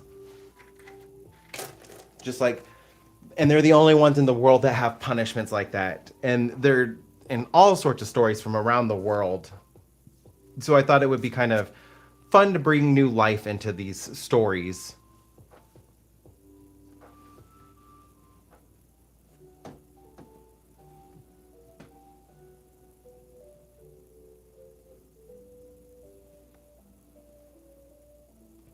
Yeah, and I have a lot of them. I have quite a few works in progress. I was always under the belief because I did so good for so long in my life of always finishing. Well, no, I shouldn't say always, but like when I started painting, I was really good at always finishing a painting before moving on. You know, I thought like, oh, this isn't going to be like drawing. I can finish every painting I start, and I won't have to worry about having works in progress. And that was very foolish of me to think that way. There was always going to be works in progress in the future. I can't get away from my nature because ideas hit, and then I have to move on to that idea, or I'll lose it.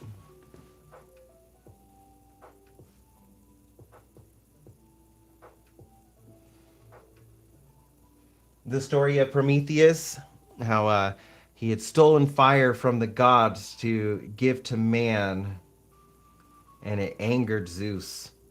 And for punishment, he chained him to Mount Olympus and had an eagle come and eat out his liver every day. But because he was immortal, his liver grew back overnight, and then the cycle would continue. I was always fascinated by that. And I think I was a little bit older when I first heard that story. I think I would have been like in the sixth grade, so 10 or 11.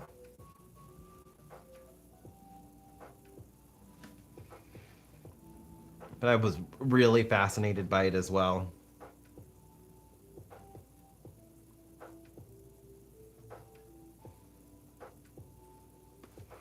And then I thought it was really funny because at the same time, there was that Nickelodeon show that would come on Fridays. If you're in the U.S., I don't know if it played in the UK. I think it did in Canada, but it was called Kablam, and there was a segment on it where these two comic book characters would like share stories, and one of them was like I think Teen or Action Squad, something like that, with action figures. So it was all like um, stop motion of action figures. I loved that one, but my favorite was the Prometheus and Bob segment about the alien who had come to Earth and was trying to help like early, not even quite human, but like probably like proto-human creature.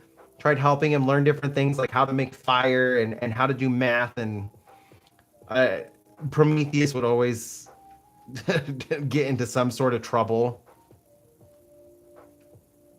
Yes, I love Prometheus and Bob.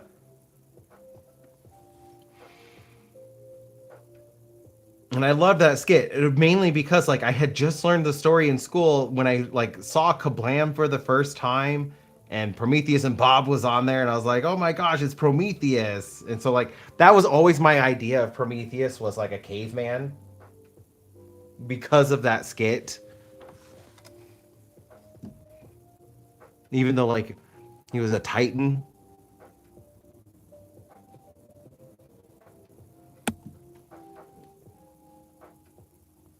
Wanted to give humans a fighting chance.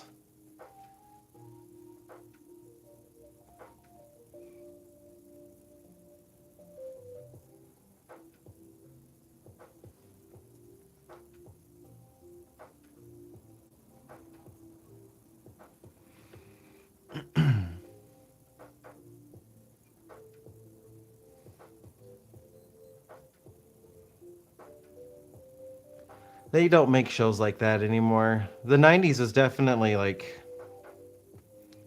a great decade for TV shows, especially for like teens and kids. Like the era before all of the shows had to be educational. If they were for kids, they could just be stories. It was right after the 80s when everything was like super merchandisable to more being like, all right, we're not going to try to sell your kids anything with these, but we're just going to tell stories. And they hadn't quite like gotten to a period where they were just trying to turn everything into like a lesson. And I don't hate the shows like that either. Like I love Steven Universe, and I love watching My Little Pony with my niece because they're funny shows, but there's always lessons in those.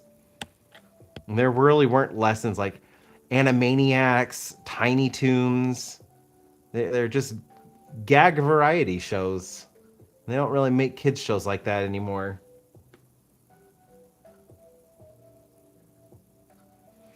It's all kind of moved over into video games. Like there's lots of that kind of stuff I've noticed in video games like Five Nights at Freddy's. Just like storytelling. So I do like that kids still get a chance to experience that, but sometimes you just want to put on a show and just laugh.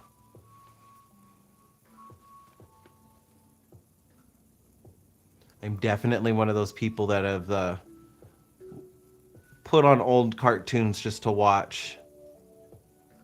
I've rewatched Pokemon a few times, Animaniacs. I freaking love Animaniacs. It was definitely one of my favorite shows as a kid.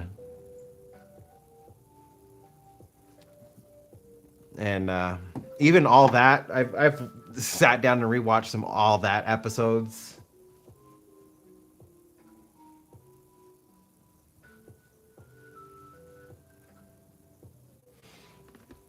Yeah, I'm kind of loving that. Like, Gen Alpha is kind of taken to the 90s aesthetic. I've seen some patterns and stuff where I'm like, oh my goodness, like that is very 90s.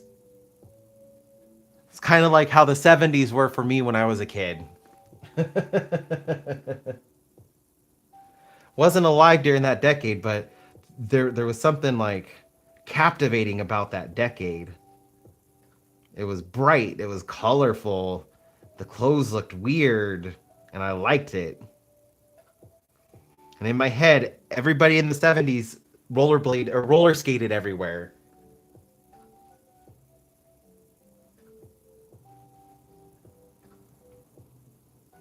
And I wanted a pair of roller skates because I liked that idea. I wanted to skate everywhere too.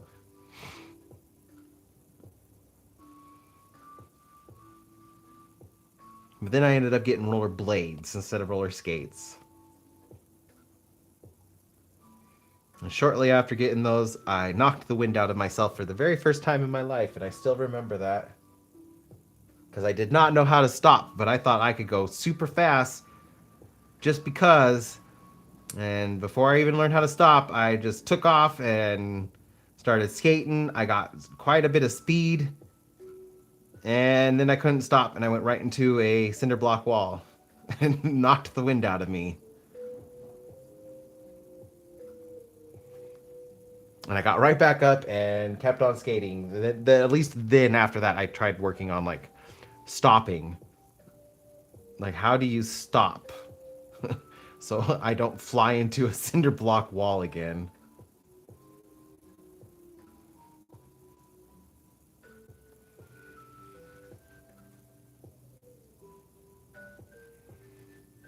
I did still want a pair of skates, though. I really liked my rollerblades, but I really wanted a pair of skates.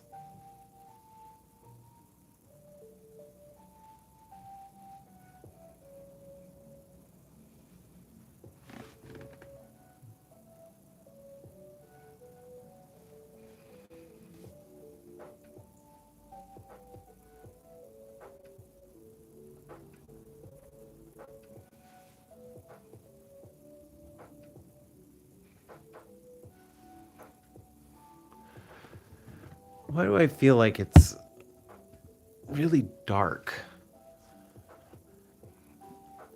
I'm always worried about how it's showing up on the screen. And I just feel like it's super dark. Because I can see it fine. I can see all the leaves, but I'm not sure if you guys can see all the leaves.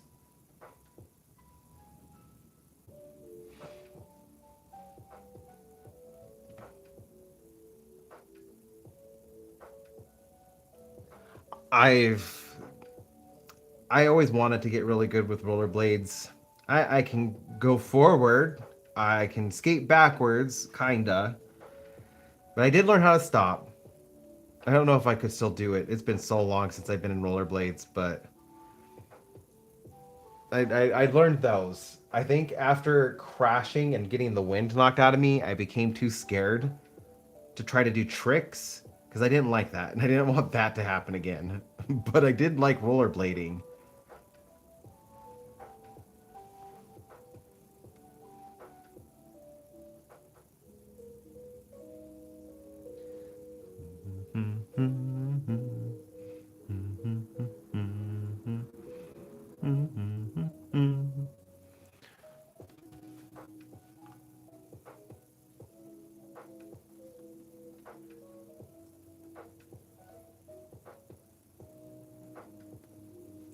Although I will say I am gonna get a chance to be more active this summer because after 11, 12 years, I finally got a bike again.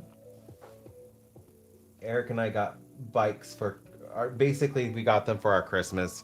A friend of ours was moving and getting rid of some really nice mountain bikes and ended up giving them to us kind of like as a Christmas present. And I'm okay with hand-me-downs. I can absolutely put some life into that bike. It's something I've been wanting to do. I used to go mountain biking all the time down in Las Vegas, but I fell into a yucca.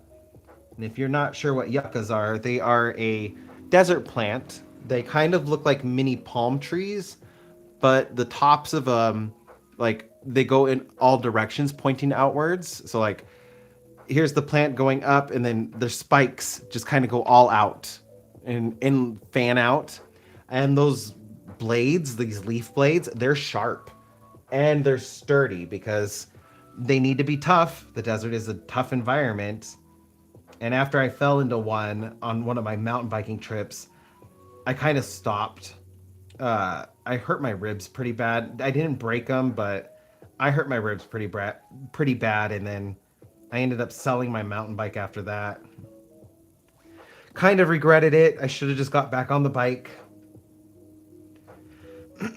But we have mountain bikes now, and I can go up into Tahoe.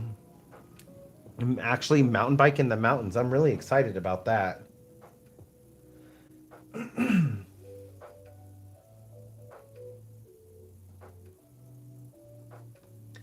That has definitely been something from my late teens and early 20s I have missed. Biking everywhere.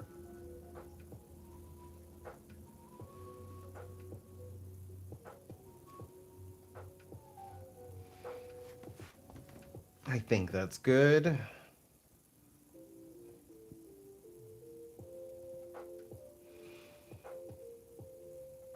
But now I'm gonna need to go in with the highlights. Start moving towards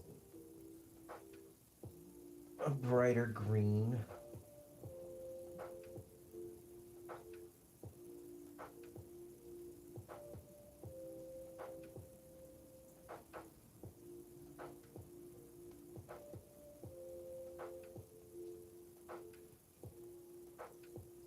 Just so I can tie in all of the colors from the background.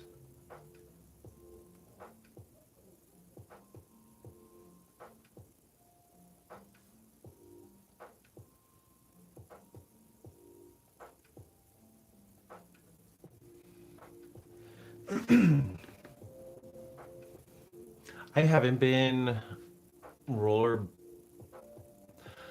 Well, actually, we have a roller rink in town, and I have been there a couple of times.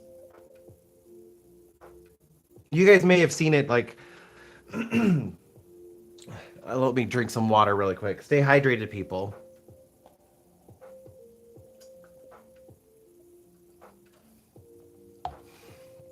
I'm gonna have to find it and share it on like a post or something. But our roller rinks ad went viral, and I wasn't living up in Reno when this ad was playing on TV. But I gotta say, it's freaking hilarious, and it's gone viral.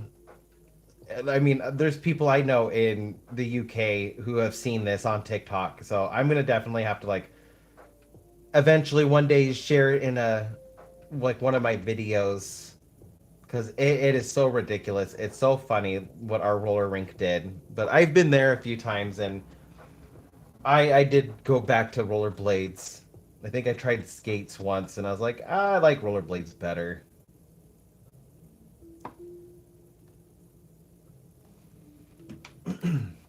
What is this called? Just so like if anybody in here just wants to go look it up, you guys can look it up too.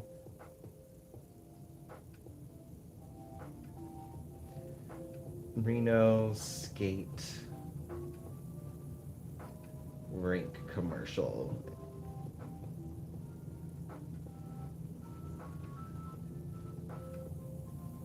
Roller Kingdom, the biggest little city Roller Kingdom skate ad. I okay, it's on YouTube, so I will definitely be sharing it.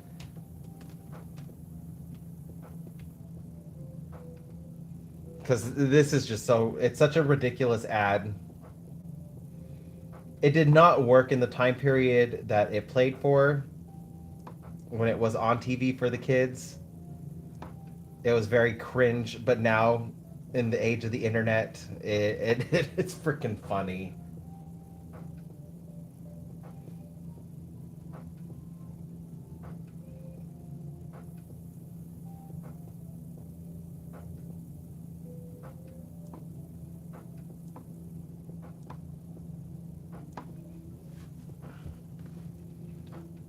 Yeah, I'm kind of liking that. And then when I add in just the plain, because this color's pretty close, when I add in just the plain pale olive, it will match a lot better. Just getting in all those deep shadow colors first.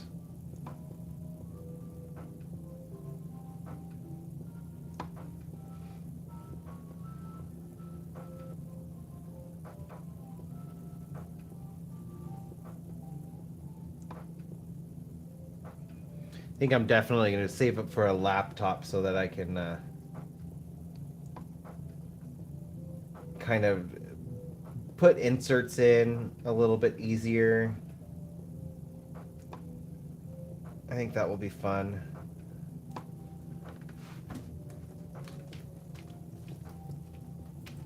Oh.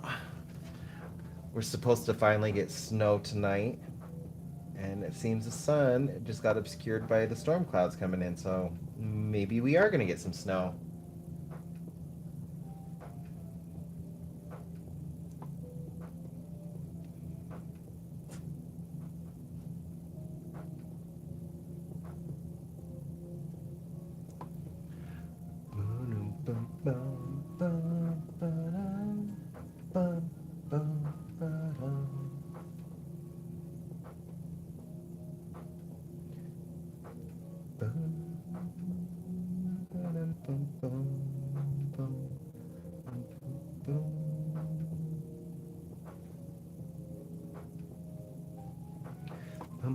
Ba-dum, bum, ba-dum, bum, bum, ba-dum.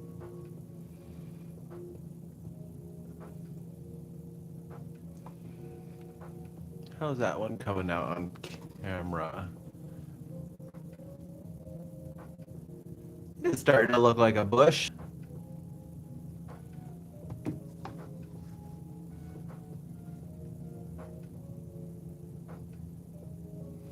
Yeah, we do.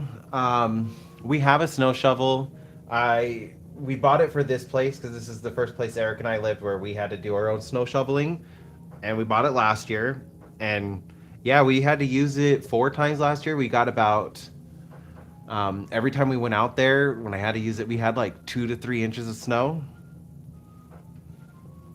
So I'm in northern Nevada now, and Las Vegas is in southern Nevada. There's about a 9 hour car ride between the two cities. Nevada is a pretty big state, lots of openness. And so while I am still in the desert, we're in the high desert. So we do still get rain and snow and stuff, but it doesn't absorb into the ground as much. So we have the Truckee River, which is where all the water runs off to. And it flows down from like Lake Tahoe, but all around us is desert. And so like we'll get snow and stuff, but it's not a lot. When it does snow, we'll get like 2 to 3 inches, but then it lasts for like maybe 2, 3 days before it melts. But I did not get any snow before Christmas this year.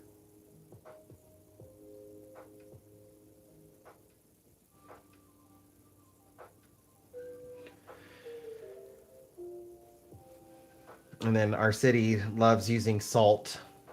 I wish we would switch to sand. It's so much less harsh on our roads. The combination of super, like, we have summers that are over 100 degrees, which is hard on asphalt and concrete.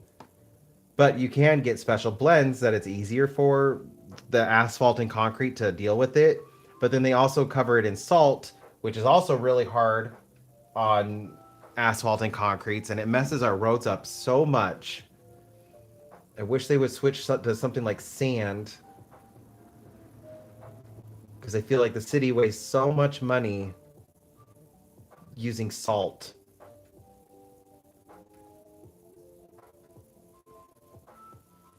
Also, not that great for the environment, but I'm more concerned with like just how much extra funds my taxes are just going into repairing the same roads over and over and over, when there are solutions out there that our city just does not want to explore.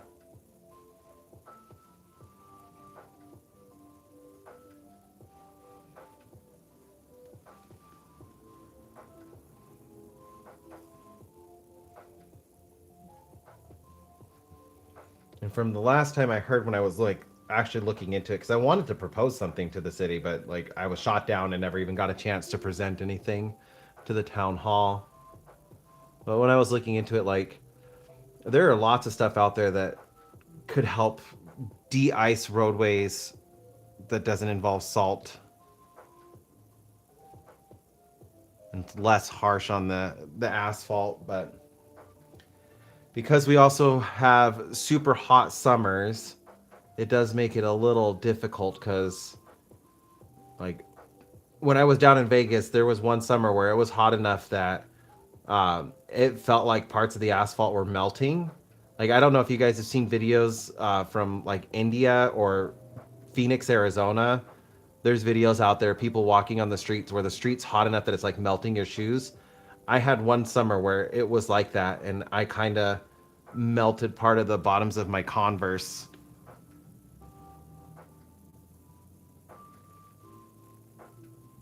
Okay, Jay. I hope you have a wonderful evening. Thank you for joining. I will definitely be doing some more, and hopefully I'll be one step closer to finishing this painting so I can start another one.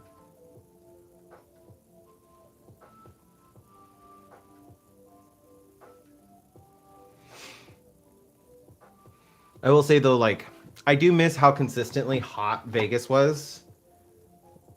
Up here, it comes in waves. Like, I would rather it just like get hot and kind of stay hot than get hot and then cool down and get hot and then cool down and get hot and then cool down. That kind of like bipolar weather kind of gets to me. But I also don't like necessarily miss that super hot heat. Like, to give you guys an example, my last job in Las Vegas before I moved to Reno, I would bring cookie dough with me to work. And I actually had um, the cookie dough set up on a cookie sheet that I would place in my back window of my car. And I would go back down on my first break. So my schedule started at 8 and my first break was at 10 a.m. So, like, 2 hours later, I would go down there, and just because of where the parking lots sit, like, it would get the rising sun, and then the sun would just be baking, like beating down on our cars in the parking lot, and the insides of our cars would be well over 150 degrees. Like, it was hot. You would get burned from your seatbelt, and it would like you would get a first or second degree burn from the metal in your seatbelt. But I would leave like my cookie sheet down there filled with cookies, and then my first break, I would come down and the cookies would all be baked, and then I would take them up, and me and my coworkers would always have fresh baked cookies because they would just bake in my car. My car smelled amazing, and I have not been able to replicate that scent for any of my cars since then. I loved always opening up my door and just being hit with the smell of, like, it was like Disneyland. Disneyland smells like fresh baked cookies, and my car always smelled like fresh baked cookies. I miss that so much. Out of everything from Las Vegas, that is what I miss the most, was being able to just bake cookies in my car and have the best smelling car in all of Las Vegas.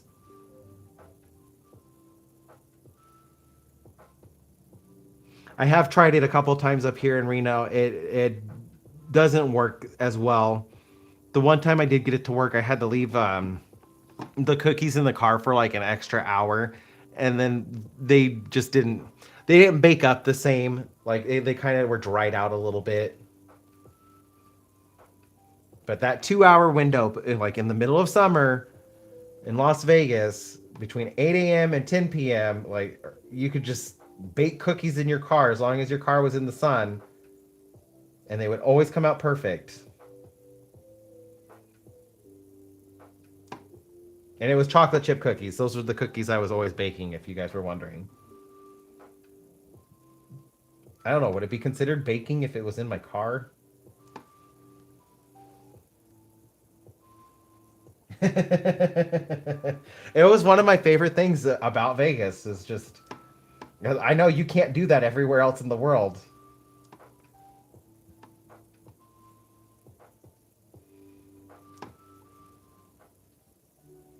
My friends would do it down in Phoenix. They would they would also leave stuff, like, you can find videos and all over TikTok of people frying eggs on the hood of their cars.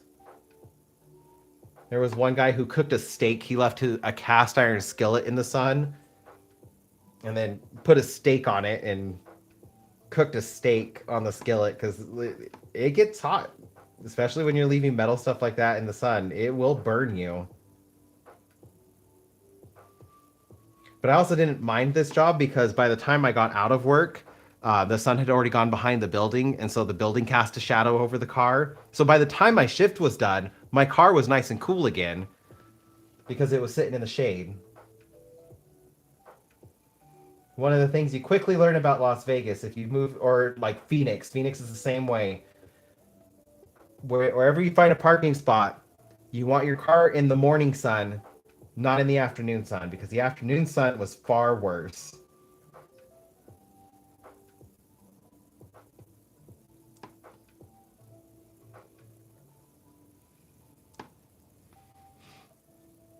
I might have to try that again for a YouTube video, seeing if I could bake cookies in my car again. I'm sure Eric would actually love that because, like I said, my car smelled amazing.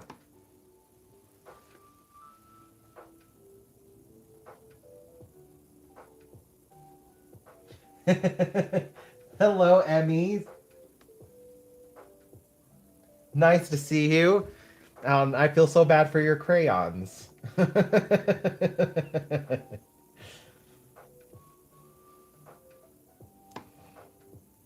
bet that was a horrible mess to clean up. We did stuff that like that when I was a kid. We would leave cans of soda in the car, and then they would explode and spray all over the place. Yeah, that was a big pack of crowns. Just imagine the mess that would have made.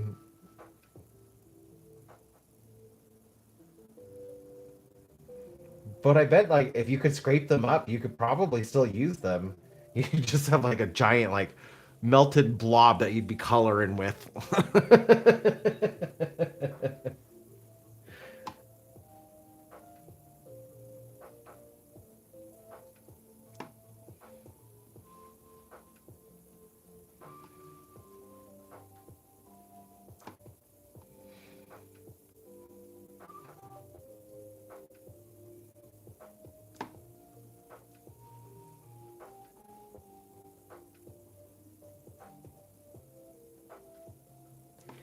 And if anybody is in here who has joined my lives before and I didn't see your messages, I want to apologize. I discovered today that I don't by default see all of the messages in my chat.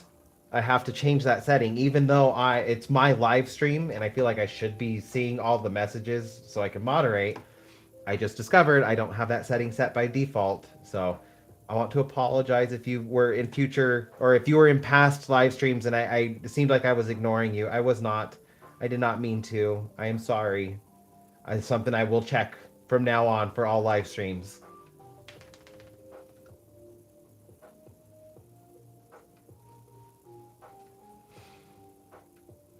Oh, nice.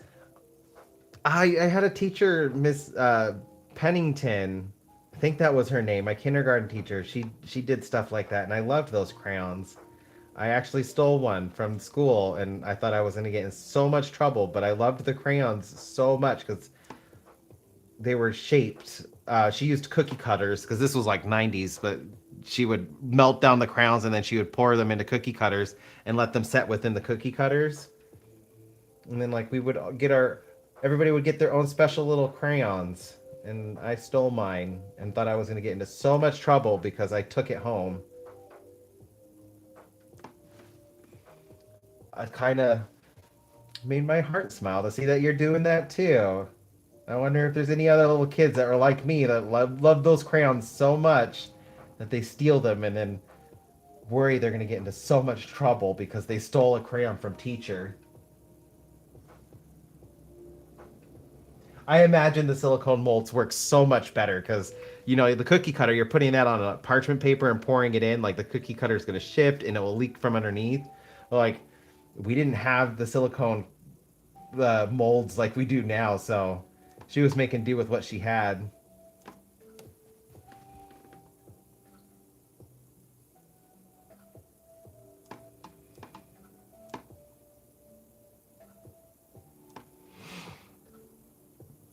They're definitely looking more bush-like now. I am very happy with that.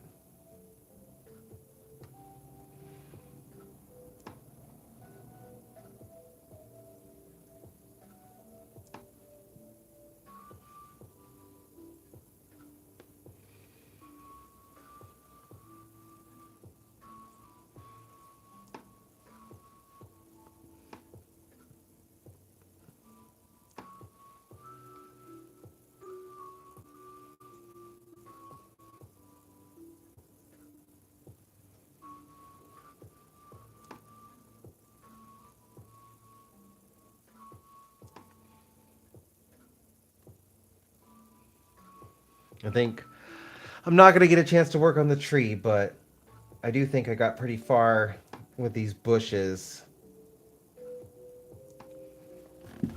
And it's definitely reinforcing. I'm going to do like more of a yellow. No, actually,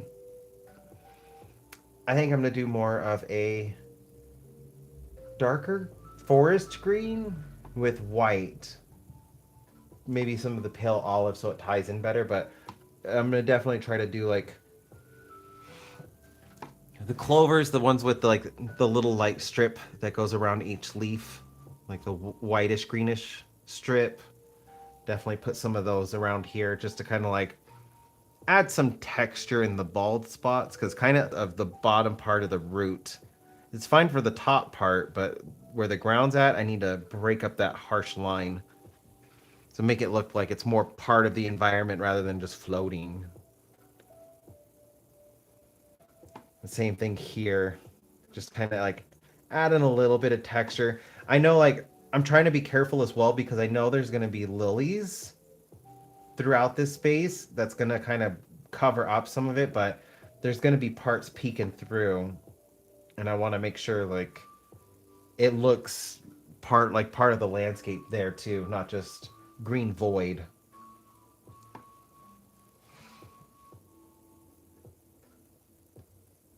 I have heard about that, about the Crayola markers, because they're water-based marker. I have not tried that. I might want to, especially because this year I want to use watercolor. It is the one medium I am not very confident with at all, and thank you, Emmy. I appreciate that. I think about every individual leaf, and that's one of the reasons why I don't like watercolor so much.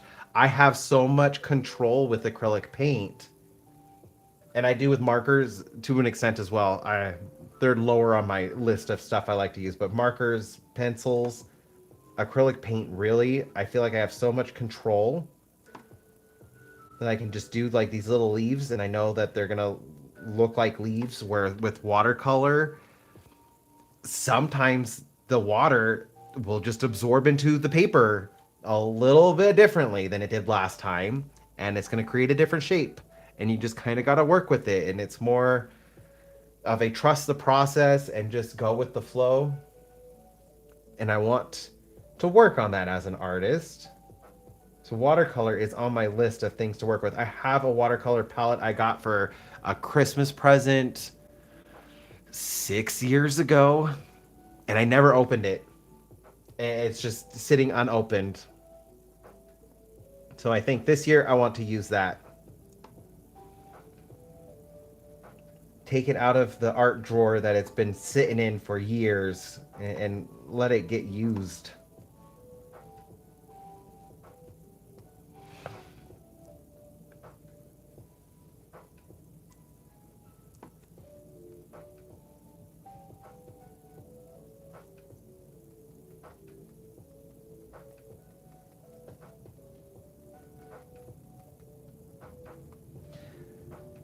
Yeah, but my best friend. Do I have a card? Let me go check really quick. She does watercolors and she gets some details. I'm gonna see if I go have her card on my fridge.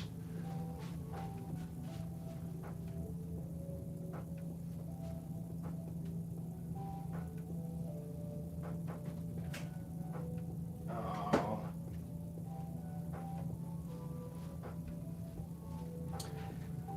Darn, I do not. I think we've started taking down some of our Christmas stuff, and I think it's packed with some of the Christmas stuff. But she does watercolor landscapes, and some of the detail she captures in her pine trees, I'm blown away. I'm like, you do this with watercolor.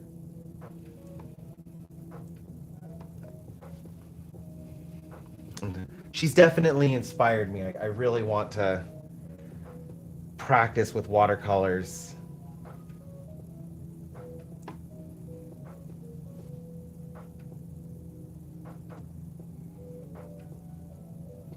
Rebel Unicorn. I will have to check that out. Um, I'm gonna mark that down. I need to write it down, otherwise I'm not gonna remember.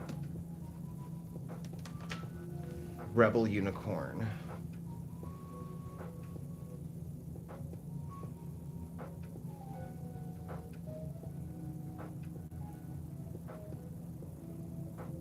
Rebel Unicorn Crafts. Oh, wow. Okay, yes. I appreciate that. I just subscribed and I will check out all of her videos. I appreciate that. I love artists of all kinds.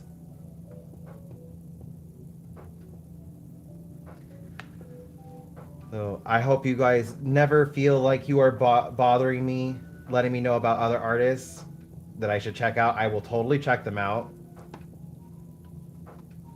I don't care the artist's skill level. I'm all about like what they put into their artwork, the heart that they have in it, what it means for them. That kind of stuff is what I'm really drawn to. So I love all kinds of artists.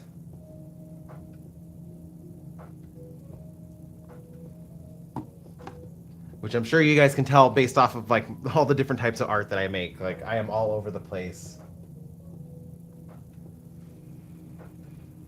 Okay, now look at that. That looks so much better, doesn't it? Those bushes right there versus those ones right there. They're about to get the same treatment, but those bushes just, they already look so much better. And I still got to add in the highlights. I'm only adding in the midtones.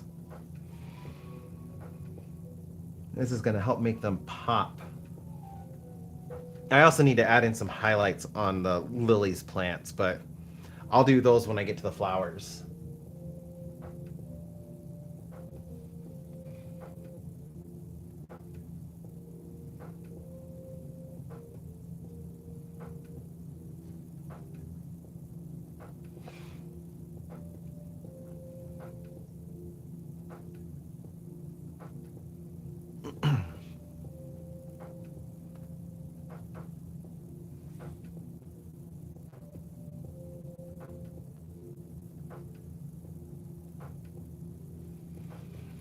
And I realize I'm starting to come towards my cutoff time. So I do want to try to keep my lives at around the 3 hour mark. Just around there. I know this one started just a tiny bit late because I got a surprise from Spam Creates. She made a video taking on my art and her style, and I absolutely love the way that video came out. I think she did a fantastic job. I'm gonna be watching it again later after dinner, but so I was a little late, but I want to try to keep them around 3 hours. So 4 o'clock is going to be my cutoff. That way, I can get dinner started. So dinner's ready for when Eric gets home.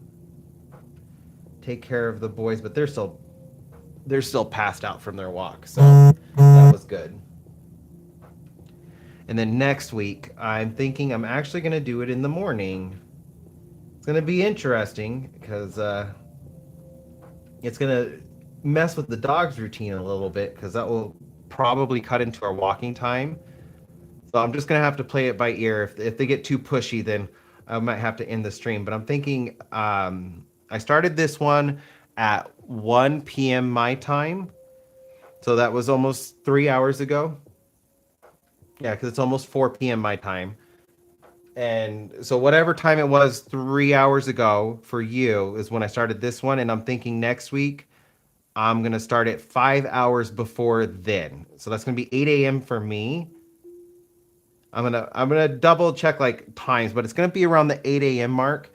It's not gonna make me wake up any earlier or anything like that. And I'm available all day on Wednesdays for now. That I think that would be a good day just to stick with until I eventually can add maybe a Saturday or Friday. And I think that's gonna be like evening time for Australia. Just because there are a few people that are available in the evenings down in Australia, and I want to make sure anybody down there can join in if they would like to.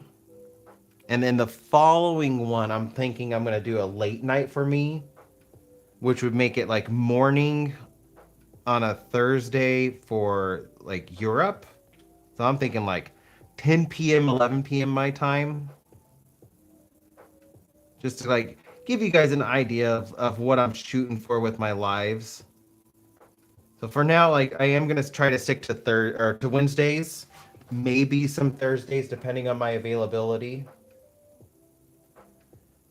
How's it going, Cass? Yes, your painting is coming along. I am working on it. Getting all of this little shrubbery painted in. I still got to add highlights and stuff into the bushes, but I'm working on them, giving them their own little life in this painting. Still got to add in the flowers and stuff. They're going to be on my next to-do list in the tree. I really want to get this tree done.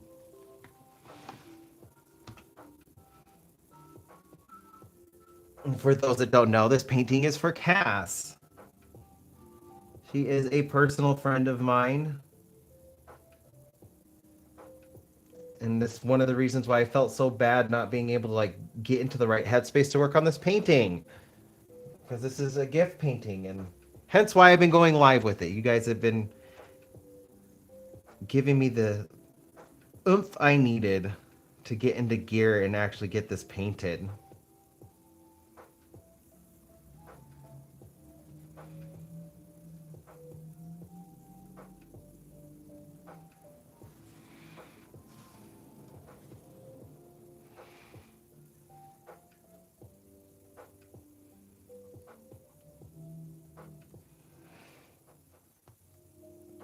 You kind of missed what I was talking about adding in a little earlier. These little ball patches, I'm going to be going in and adding clover. Ooh, maybe some dandelions. But definitely like just closer to the ground plants. Just to kind of help make this, because to me right now, this green, like around the base of the tree and right here just looks very flat, almost like it's a void. And I don't like that. I need to add in some texture, some new detail to it to just kind of make it look alive in its own thing. So I was thinking clover. I'm thinking I might also do dandelions.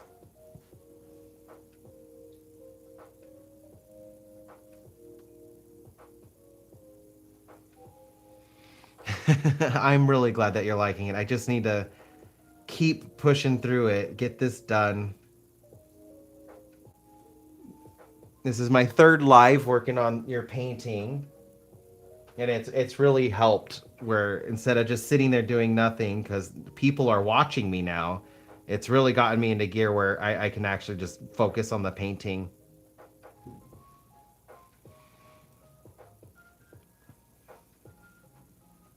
So I'm definitely going to keep going live with this painting until it's done. And I'm then going to work on my other works in progress. Like there is a painting, I don't know if he's here on chat, but um, there was one of my followers on Instagram, and he's already like told me like take your time. I understand because he's also an artist, but he kind of I did a giveaway, and I ended up having two winners when I was only planning on one winner, just because the first winner, uh, like my phone cut out and it didn't record it, and I didn't feel right, like just coming on there without it being recorded properly to show like this is who the winner is.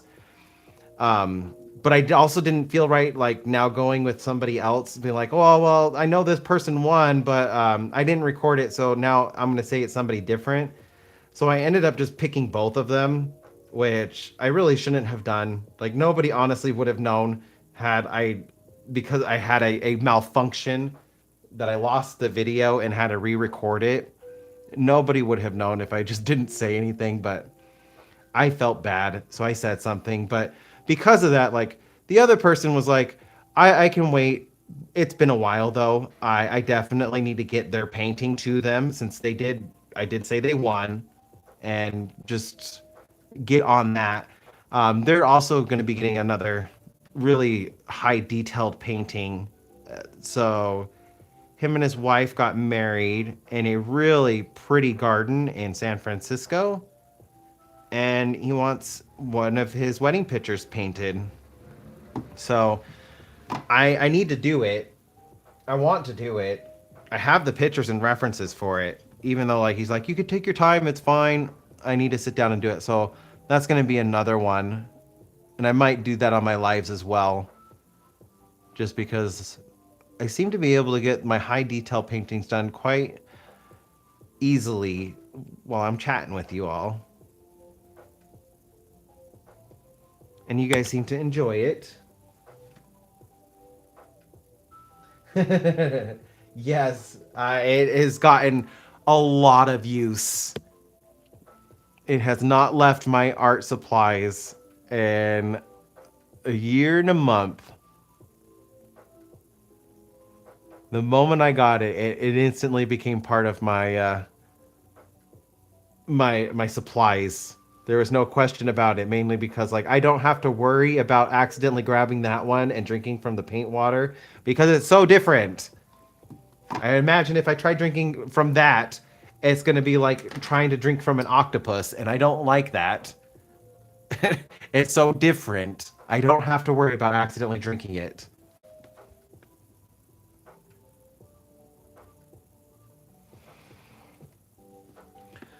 All right, I don't think I'm going to stop at 4 exactly.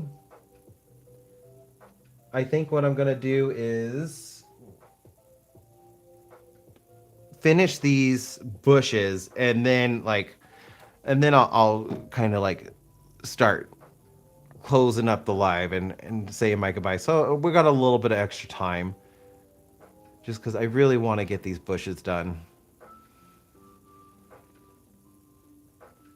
At least with the mid-tones, so they're ready for highlights.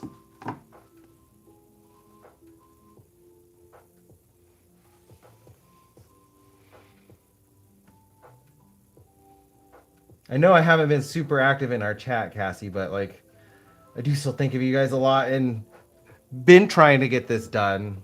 It's just I'm just done with Facebook chat. I'm done with Facebook. That app has just gone downhill so much.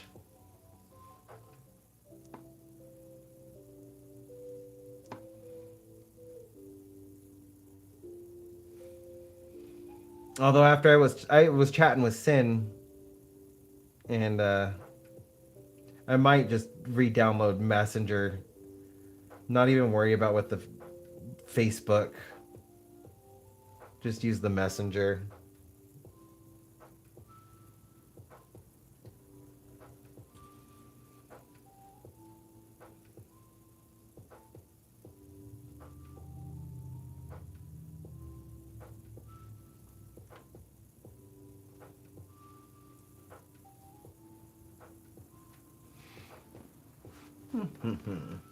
I am liking this.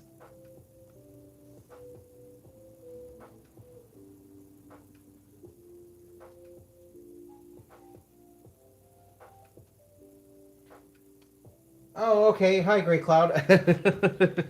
Took me a second. Yes, you're messaging me yesterday. Now I recognize on Instagram. How's your hat coming along?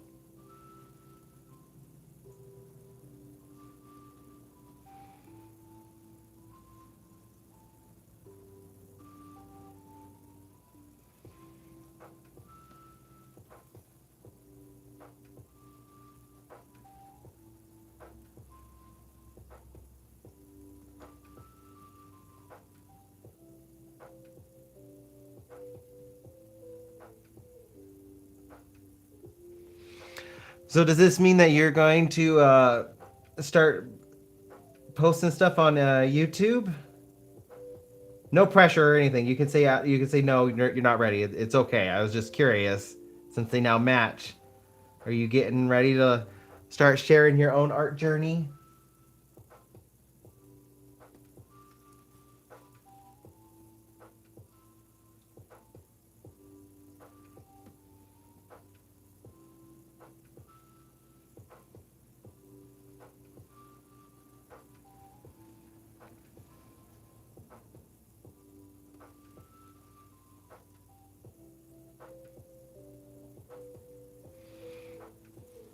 Yeah, yeah. It's a great way to get some practice in, just to kind of like warm you up after so long of not doing something. Like you got to get your warm ups in. I'm actually planning out an oil pastel piece soon, but I haven't used oil pastels in like 10 years. So I've been practicing, trying to get back into like the hang of it.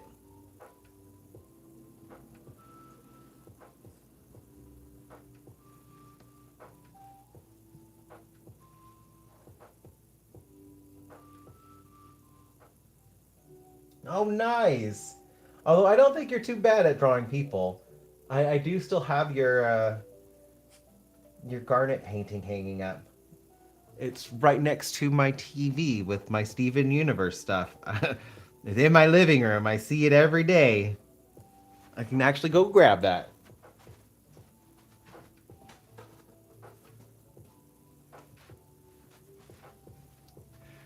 See how quickly I was able to get that? I do still have it. I don't have a huge Steven Universe collection, but it is the focal point.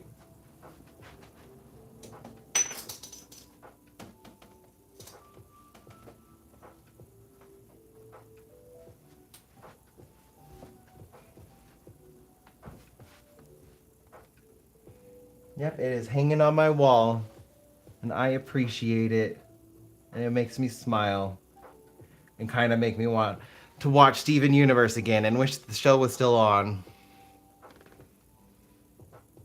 Although I heard they might be coming out with a new series about Lars, which really kind of perks my interest because I do love Lars. He's one of my favorite characters.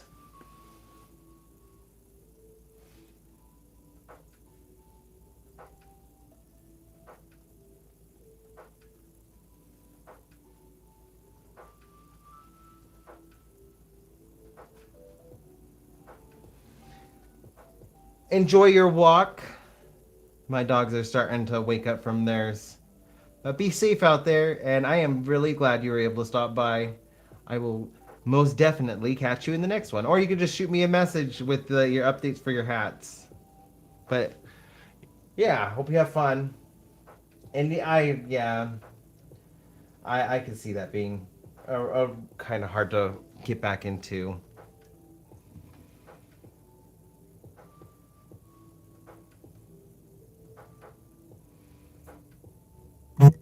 But maybe you could change the framing of it a little bit because I'm sure Kenny is still around you. And I bet if he is around you, you sitting down and watching it, you'd probably feel his presence around you.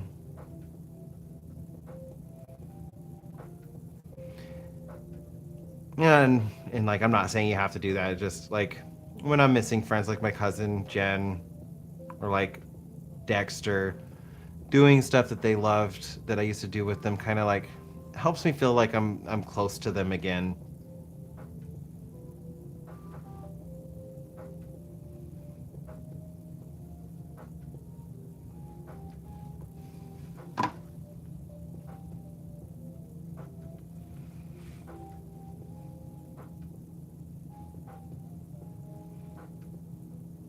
But I do know it's not easy because I have procrastinated on a lot of stuff that I've been wanting to do just because it reminds me of Dexter.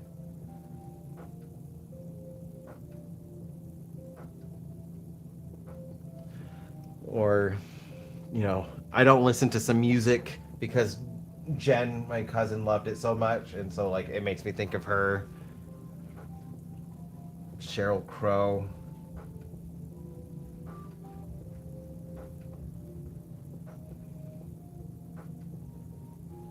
But every once in a while, like, I'll put on Sheryl Crow or the Cranberries. Jen loved them. It just makes me feel like I'm a little closer with them again.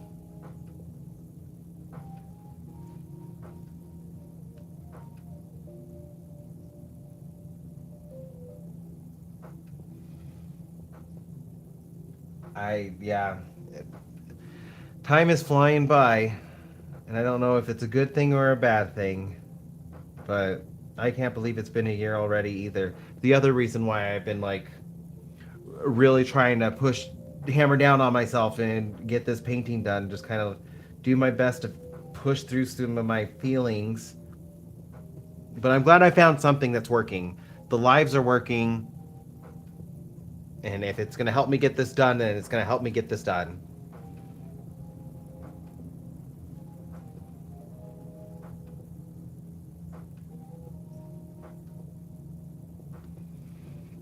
Because I definitely want to get this to you sooner rather than later.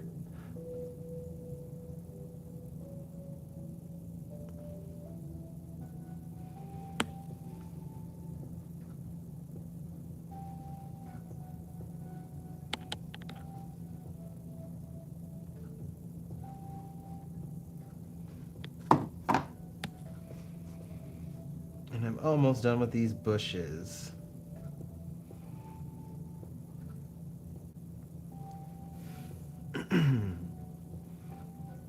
And yeah.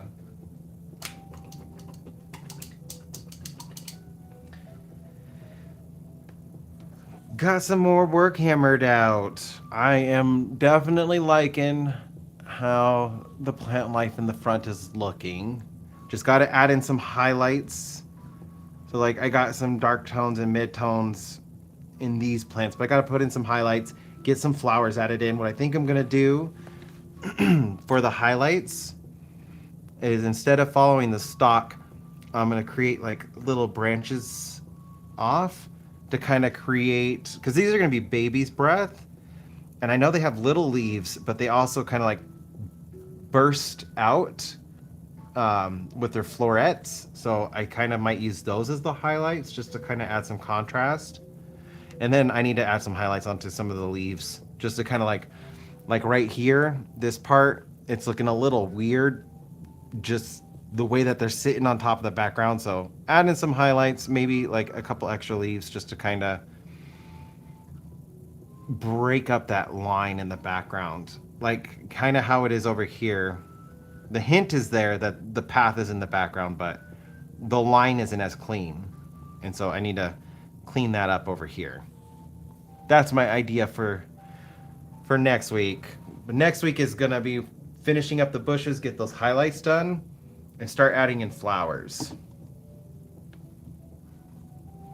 So yeah, but it is now 4 p.m. for me, so I need to start getting dinner ready. Eric will probably be home in about an hour, so it gives me a little bit of time to kind of like clean up and get dinner started. So yeah. Anybody have any questions or anything before I end? You guys excited for where I'm going to be taking this, working on my works in progress? Because, Cass, I don't know if you saw, but like, this is a painting I started before yours. It's for somebody else. And I kind of got into the same position where I got stuck and couldn't work on it. And so I only have this little bit left right here. Just that. And then this painting is done. But I got stuck. And just whenever I try to work on it, it's like I get all just trapped in my own little hang-ups, whatever it may be. So like this is probably the next one I'm gonna work on.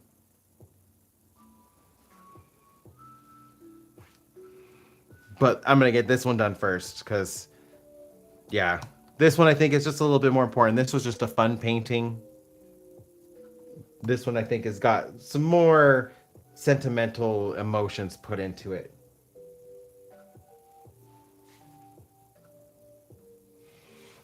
Yeah, I was hoping that that voting thing that I did would have like kicked me into gear to be able to paint it, but like I sat down to try and paint it, and next thing I knew, I hadn't done anything, and I sat there for like an hour and a half, and I was like, this isn't working. So then I just started another painting.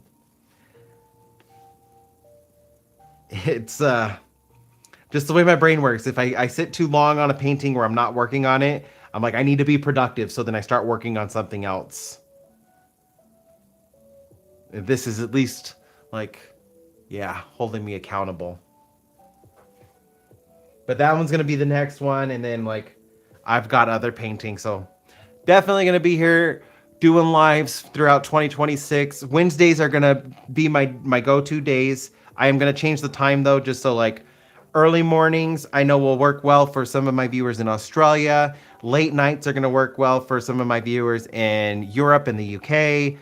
And I know the afternoon is going to work well for people on the East Coast and in the United States.